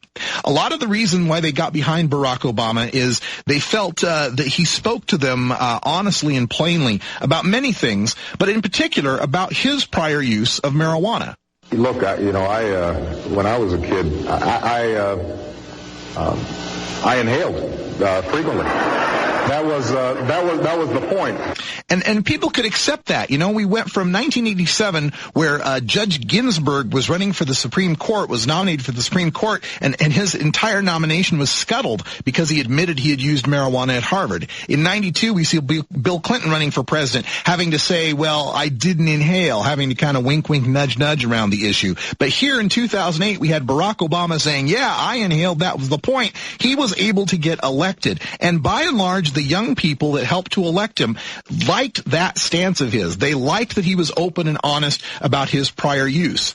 However, it wasn't just 1 year later that Barack Obama's administration began asking people online on what topics they would like to see the administration tackle. And the number one topic that came up time and time again had to do with ending the drug war, had to do with coming up with more sensible solutions for the control of the marijuana market. And President Obama just laughed at us.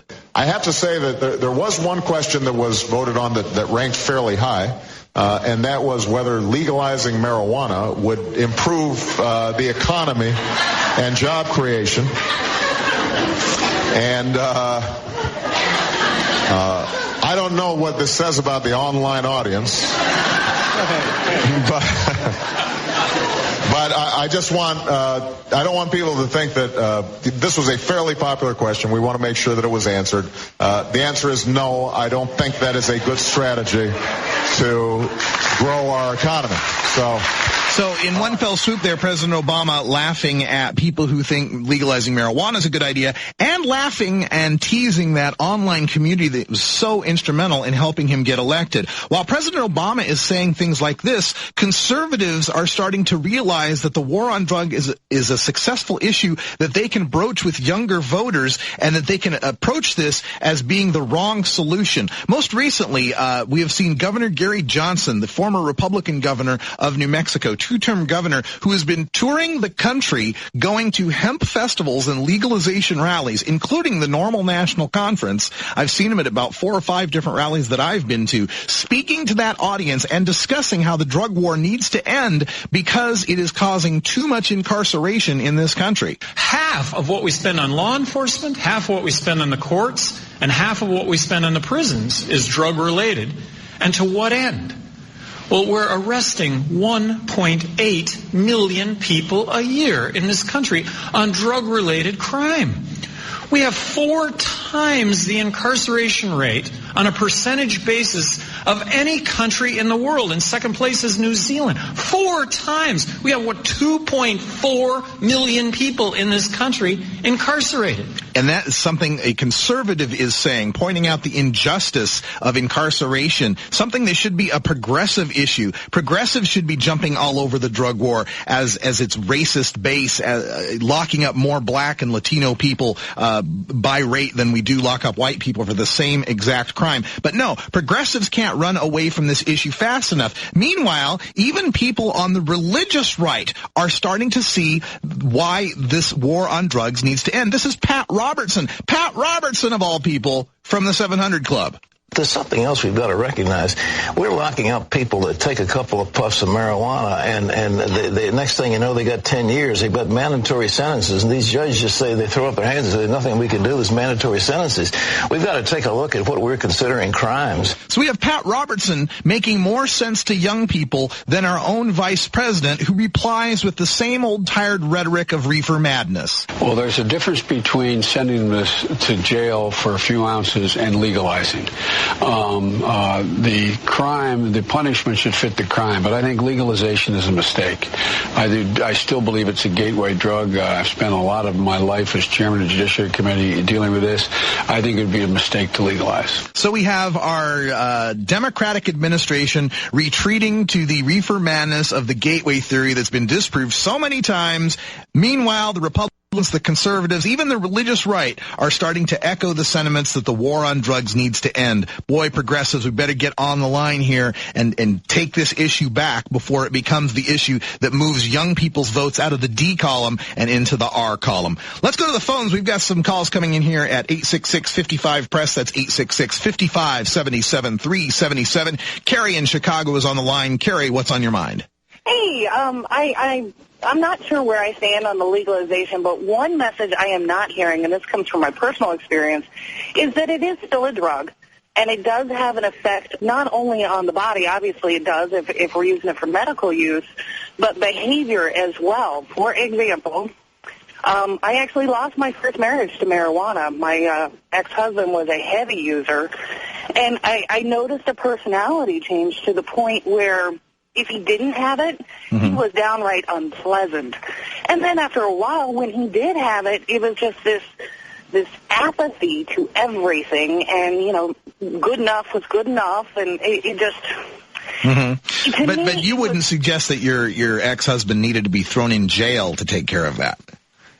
No, but I think what I kept hearing from him was the same rhetoric that it's not like alcohol, and it doesn't affect you that way, when it was quite obvious to me and everyone around him that, yes, it does. So my thing is, if you're going to make it legal, now you've got all of these other issues to deal with as well, like just like gambling or alcohol or anything else. Well, wait a minute, though. Didn't this happen to him when it was illegal?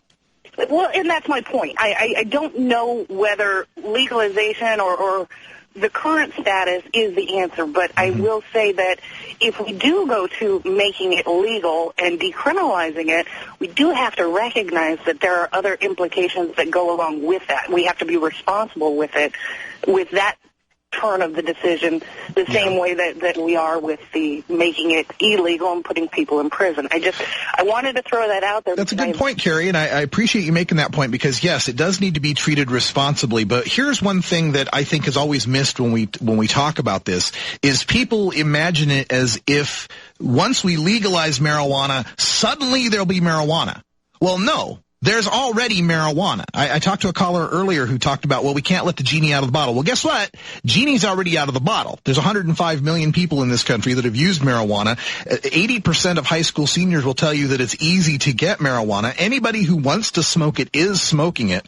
So making it illegal isn't stopping the bad things about it. In fact, it's making the bad things about marijuana worse by introducing an element of violence and introducing prohibition pricing that is so much more expensive than what it would be if it were legal. We got more calls coming in. We'll take those calls after we take a quick break here. I want to have enough time to get calls in the next segment. The phone number here is 866-55-PRESS. That's 866-55-77-377. I'm Radical Russ Belville for NORML, filling in for Bill Press, who'll be back next week. We'll be right back. Welcome back, my friends. Radical Russ Belville here, filling in for Bill Press. Guy as Conan the Barbarian on What's Best in Life, to crush your enemies and to hear the lamentation of their women. Cheech. Who is Arnold Schwarzenegger? Yes. Cheech again. Who is Al Pacino? Right. Cheech. What is Pillow Talk? Right. Cheech. What is Never Neverland? Yes. Cheech. What is Camelot? Yes. Cheech. What is a baster? Yes. You're the winner today. Your charity will get $50,000 and Aisha and Anderson's charity $25,000 each. That's Cheech Marin from earlier this year. You know, Cheech from Cheech and Chong on the Jeopardy program, beating CNN's Anderson Cooper, beating him handily. I always like playing that clip whenever someone talks about marijuana users not being very smart. Anderson Cooper lost to Cheech Marin. Radical Russ Belville here, sitting in for Bill Press. We got some calls on the line. Let's get to them right now. We're going to go to John in St. Paul, Minnesota. John, welcome to the show. Thank you. I was wishing that people that have been on medical marijuana would call into the show and let them know what I was on it, I think, about 5 years ago. Mm-hmm. And I had a tumor in my head, and they couldn't operate on it. So they had to give me chemo to shrink it. Yeah. And I weighed 170. I went down to 135 pounds. I couldn't walk. I couldn't dial a phone. I couldn't do nothing. I was in very bad shape. They thought I was going to die. And then finally, my doctor prescribed Dobinol, which is medical marijuana. Right. And I just remember when I started taking that, before I couldn't even look at food. I couldn't even think of food. I would throw up. And I started eating and eating. I gained my strength back. And next time I went to a doctor's appointment, which I think was in 2 or 3 months, they said, "John, is that you? We didn't think you were going to make it." Yeah. And I started gaining weight, and now I weigh about 189. And the tumor did a little bit of damage, but that pulled me through. Wow. So you say you were on the synthetic dronabinol pill? Dobinol. Okay. For folks that don't know, dronabinol is a 100% THC synthetically made pill that's on the federal government's Schedule 3. And the way that this works is there's drug schedules, depending on how powerful and dangerous a drug might be. 5 is the least dangerous, and Schedule 1 is the most dangerous. So dronabinol, this Marinol pill, it falls in halfway in Schedule 3. It's federally prescribable. Any doctor in the United States can prescribe this 100% THC pill. However, marijuana, the raw plant that's 1/5 to 1/10 as potent, that's Schedule 1. It's completely illegal, can't be prescribed to anyone under federal law. So you're saying you got great relief from this pill. Had you ever tried the plant version? Yeah. I was kind of like Bill Clinton. Yeah, I tried it. And if you don't smoke, it's very hard to inhale it. Yeah. I mean, it's like taking the first drag of a cigarette or something. Yeah. But it's hard to inhale it. Yeah. Well, I'm glad you got relief from medical marijuana. I appreciate your call, John. We're going to move on to Chicago, and Joe from Chicago is on the line. Joe, welcome to the show. Hey, good morning. People are in a misconception that if they make it legal, more people are going to smoke. The people who want to smoke are smoking now anyway. You can get it anywhere. And you might as well tax it and knock this debt down. You can knock this debt down in about 2.5, 3 years if you legalize this. You'd save money on jails, prisons, and the people, you're not going to get any more smokers because the people who want to smoke it get it now. Yeah, it's like one of the rhetoric that I use is I say, if we legalized heroin, would you want to smoke heroin? Well, no. Well, if we legalized crack, would you want to smoke crack? Well, no. Well, why do you think if we legalize marijuana, more people are going to want to smoke marijuana when Yes, if they get past that part of it right there, you can knock down every argument against it. All right. Well, thank you so much for your call. Appreciate that, Joe. Let's go to Ferndale. John from Ferndale's on the line. John, what's on your mind? Hi. My concern is that the way the marijuana laws are, and Pat Robertson even commented on it has ruined. I mean, if you think about it, since the 70s, how many young people have had their lives ruined, can't vote, have felony records because of these draconian laws, and like the previous caller said, if people want to smoke it, they're going to smoke it now. And if you say this, it's like, oh, well, you must be a stoner. It hurts. It hurts that Obama laughs at us on, issues like this, on the fact that we don't want, millionaires and billionaires to get tax breaks, and it just hurts to not be taken seriously on the things that we're really concerned about. And one thing, is these young people's lives being ruined because now they have a criminal record. Now jobs are, hard to get. Try getting one when you have a felony record. Yeah, absolutely. And this is something I always bring up, John, as well, and I appreciate your call, is that had Barack Obama been busted when he was 17 or 18 years old, right now he'd be known as Barry the drug criminal. Right? He would not be president of the United States had he been busted as a young African-American man using marijuana, and he even admits to using cocaine back in the day, too. He would not have the job he has. There have been 20 million arrests for marijuana in the war on drugs, and every one of those arrests is somebody's job that's been lost, somebody who's lost custody of their children when a vindictive ex uses that fact in a divorce proceeding. There's civil asset forfeitures where people lose their homes. They lose all their possessions. There's the raids on medical marijuana dispensaries that are operating legally in California where the cops come in and bust up all the displays and break the computers and destroy the monitors and then never charge anyone with a crime. There's the case in Missouri where the SWAT team breaks in and shoots the man's dog in front of his 7-year-old daughter. This is what the war on drugs means. We're going to talk more about it when we come back right after this break. Hello, my friends. 33 after the hour here at the Bill Press Show. I'm Radical Russ Belville, filling in for Bill Press. He will be back next week to ring in 2011 with you. We're talking about marijuana legalization, the war on drugs. It's kind of my specialty. I am now NORML's National Outreach Coordinator, and I'm the host of NORML Show Live, which is daily talk radio about the marijuana community, so I know of which I speak. You can catch our show on the internet at live.norml.org every weekday, 1 p.m. Pacific, 4 p.m. Eastern Time. And I wanted to start this segment off talking about the children. One of the things that we always hear in this debate is, what about the children? We can't go legalizing the drugs because, drugs are bad. Drugs are bad. Drugs are bad. You shouldn't do drugs. If you do, you're bad because drugs are bad, okay? Yeah, drugs are bad. And that's the explanation we give to our young people, is that drugs are bad because they're illegal, and they're illegal because they're bad. And then we take them to, Coors Field for a Rockies game. Or we take them to some sports stadium that is just littered with alcohol and alcohol advertising, and we tell them drugs are bad. But I wanted to get to the statistics on this, because this is something that people are afraid of. It's one of the few things that the prohibitionists have in their arsenal anymore that still scares people, is the what about the children line. Well, let's talk about the children, because I don't want children using marijuana either. I didn't use marijuana until I was 22 years old, and I believe that it should be an adult activity. That's what we believe at NORML. And if we want to take a look at what's going on with the children, let's look at what our policies are doing now with respect to the children. Let's find out how prohibition is working to stop the children from using marijuana. The first place I'll take a look at is the Monitoring the Future survey. This is done by the University of Michigan every year, and since 1975, they have been monitoring all sorts of statistics about 8th graders, 10th graders, and 12th graders, their use of marijuana and their perceptions of marijuana. So if we go all the way back to 1975, we find that among 12th graders, high school seniors, 17 and 18-year-olds we're talking about here, in 1975, 87.8% of them said that marijuana is easy or fairly easy to get a hold of.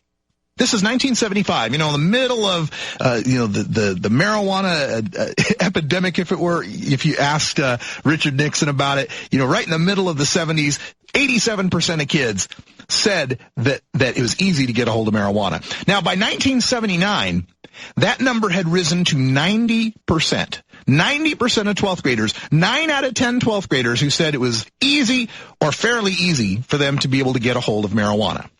Okay, so that takes you up to 1979. So we went and did this war on drugs, and we're going to make it harder for the kids to get drugs by declaring war on drugs. And we'll send in the DARE people, and, we'll tell kids in their high school classrooms and their grammar school classrooms about drugs. We'll have cops come tell them how bad drugs are, and that should make it tougher for the kids to get marijuana. We'll arrest the adults. We'll chop down the plants. Next thing you know, we'll have a drug-free youth, right? Well, the statistics say otherwise. After about, from 1979 to 1999, 20 years of drug war. Remember in 1979 that 90% of the kids said that they could get marijuana fairly easily? In 1999, after 20 years of arresting adults and chopping down plants, 90.4% of 12th graders said it was easy to get marijuana. Now the number fluctuates. It goes down from 90% to about 80%. And right now, the number of high school seniors who say that it is easy or fairly easy to get marijuana sits at 82%. But this number has never gone lower than 81%, and it's never gone higher than 90%. So between 80 and 90% of high school seniors say it is easy or fairly easy to get marijuana since 1975. Over the past 35 years, no matter how difficult or no matter how hard we treat marijuana, no matter how many people we lock up for it, whether there's medical marijuana states or not, and by the way, it's harder for kids to get marijuana since medical marijuana has come into existence, according to these statistics. But no matter what we do, it seems 80 to 90% of the kids find it easy or fairly easy to get marijuana. I wonder how many of those kids would find it a little more difficult if we carded them for it. If we actually asked for IDs for it, if we kept it behind the counters, if we put it in stores where only adults could get to it. And you might say, well, that's ridiculous, Russ. That's not going to work. But if we look at the other statistics for other drugs, we find that it actually does work. Let's take a look at the statistics for tobacco. This is something we've been trying to get kids to stop doing, is using tobacco. And when we look at the lifetime tobacco statistics, we find now that in their lifetime, more 12th graders are likely to have smoked marijuana than smoked tobacco. And it's not because the marijuana smoking's gone up. In fact, since medical marijuana began, the percentage of kids that have used marijuana in their lifetime has actually dropped a couple of percentage points. But in that same period, the number of kids that are using tobacco has dropped from 63% to 43%. We have reduced tobacco smoking among young people by 20 percentage points, I should say. We didn't lock up a single person to do it. We didn't arrest a single person to do it. We didn't ruin a single life to get less kids to smoke tobacco. We can do the same thing with legal marijuana. All right, let's go to the phones here. We got a call coming in at 866-55-PRESS. That's 866-55-77-377. Jeannie in Albuquerque, New Mexico. You're on the air with the Bill Press Show. Yeah, good morning. I've been listening to you, very interested. I'm a baby boomer, and of course back in the 60s, back in the actually mid-70s, it was really easy to get pot in New York City. Yeah. But my observation is regarding privatizing of prisons. Okay. The privatizing of prisons like Wackenhut, it's a political argument for the criminalizing of pot because you can't make money if you have an empty prison. Mm-hmm. And the majority of privatized prisons are packed with people that are felons, so-called felons, because of drug abuse. And so I think we really, when we have this argument, I think we also need to address the issue. Excuse me, I have a little cold. But I think we need to look at that also as part of the political agenda for the non-legalizing of pot. Yeah, and let me give you a couple of things that will make this really stand out in relief here. In the Netherlands, again, we bring up the Netherlands and their liberal, tolerant policies towards soft drugs. In the Netherlands, they've had to close down a few prisons because they don't have enough criminals for them. They're actually having to close prisons where we are building more and more prisons. Yeah, we're building more and more privatized prisons. And unfortunately, what is most bizarre in America at this point is that a person on a pot or other drug-related charge will spend more time in prison than a pedophile, which to me is really an obscenity. I mean, a true obscenity. It absolutely and of course, is. it does ruin the person's life who's had the. But I think long-term, as far as an argument goes, if we, as a lobby to legalize marijuana, we really need to introduce the subject of the privatization of prisons because it's an obscenity in America, and we're using the drug-related issues and the people with minor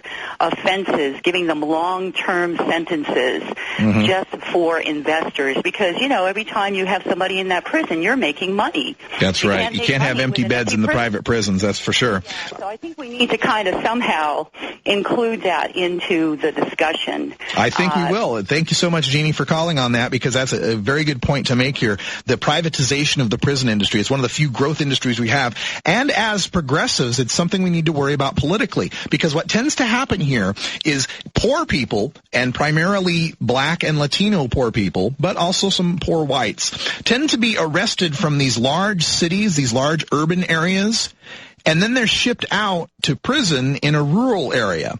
And what that does is it increases the representation of people in these rural areas that tend to be more conservative.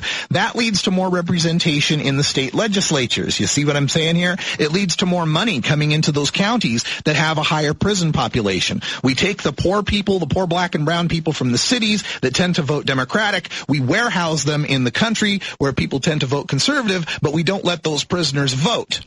More money, more political power for conservative areas thanks to locking up people from the liberal, more urban areas.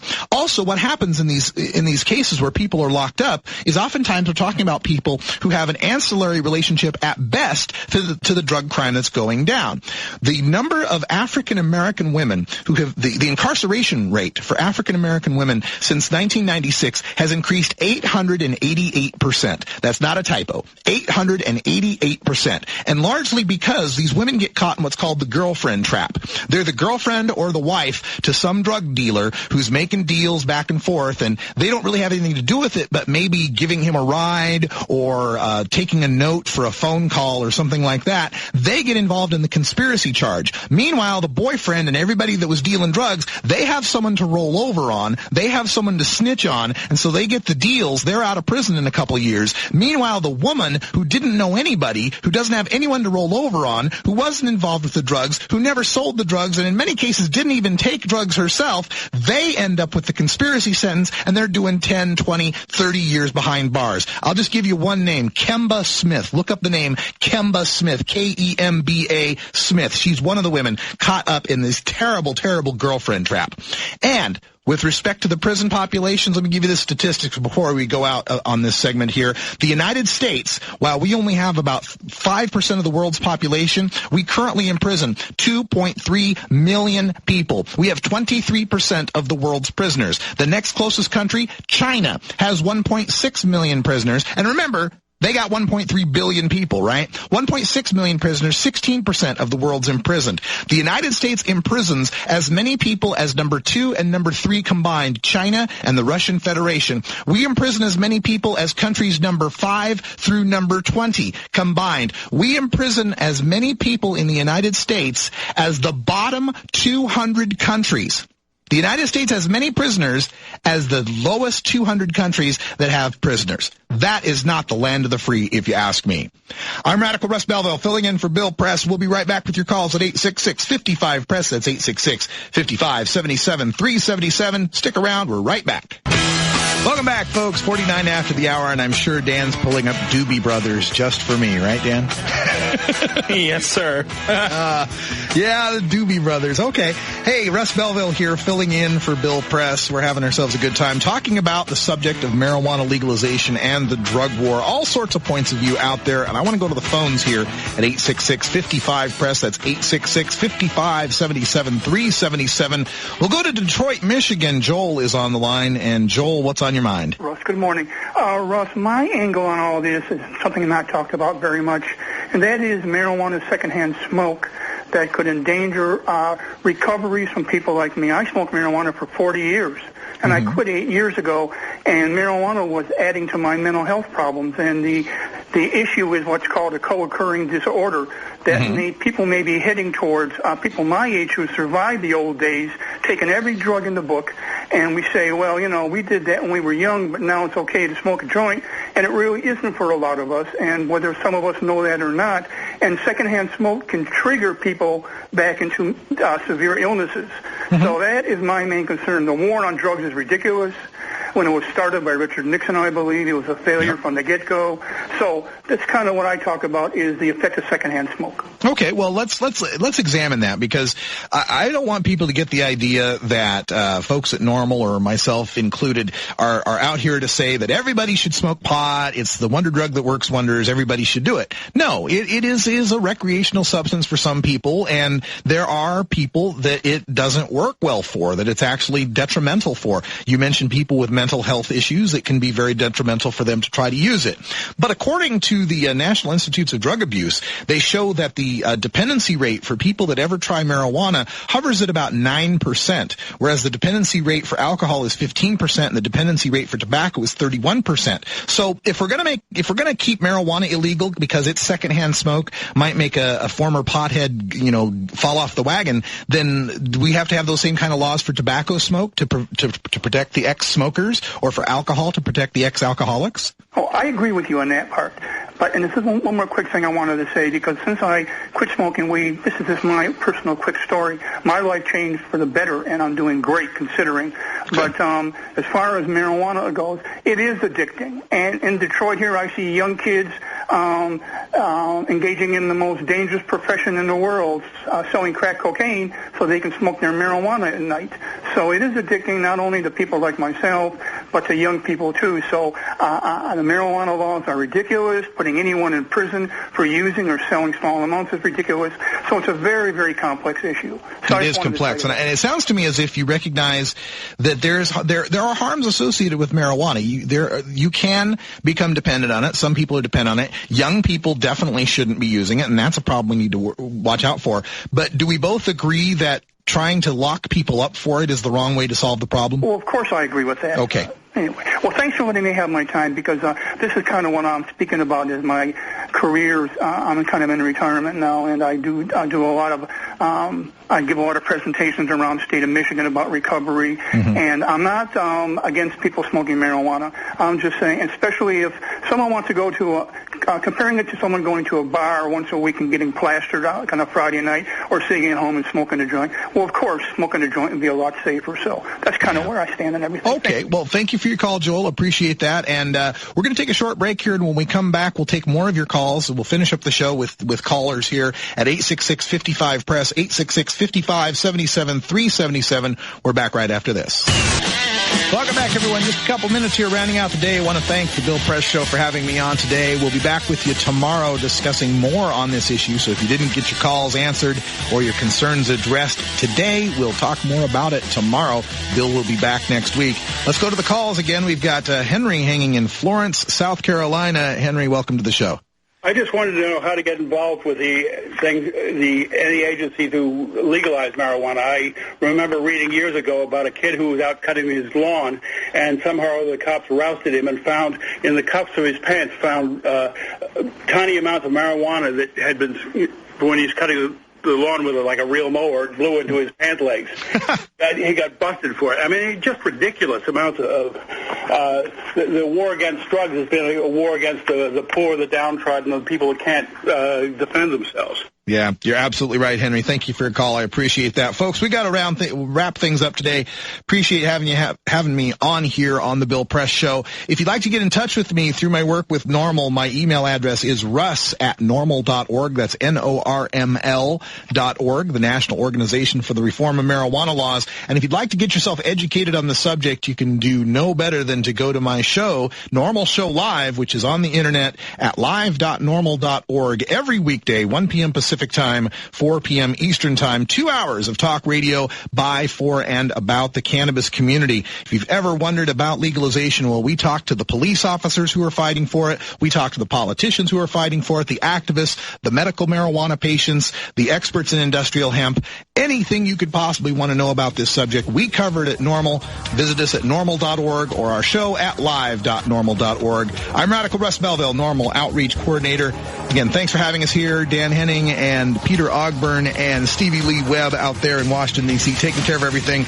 We'll see you tomorrow, and until next time, take care of each other, tokers. Well, there you have it. That's the Bill Press Show from this morning. For me out here in the Pacific Time Zone, 3 a.m. to 6 a.m. So if I didn't sound my usual chipper self, that might have been why. Dang, early. Glad you stay here for an extended, extra-long version of NORML Show Live. I video recorded this in 2 parts. They should be up soon. And then this will be replayed, not at the regular schedule of 3, 5, 7, and 9, but as soon as I can get it playing and in rotation, it will be up. It'll be about 2 hours and 23 minutes long. We'll post it as podcast as well, probably in 2 parts, so they're not such a huge download. So thanks, everybody, for listening. I'll be on Bill Press again tomorrow morning, 3 a.m. Pacific, 6 a.m. Eastern. You can listen on 620kpoj.com. And until next time, take care of each other, tokers.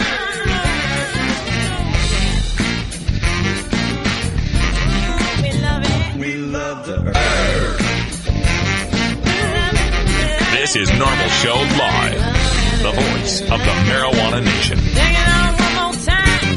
You take a seed, you plant it, you grow it, you dry it, you roll it, you smoke it. You take a seed, you plant it, you grow it, you dry it, you roll it, you smoke it. You take a seed, you plant it, you grow it, you dry it, you roll it, you smoke it, and it goes down smooth.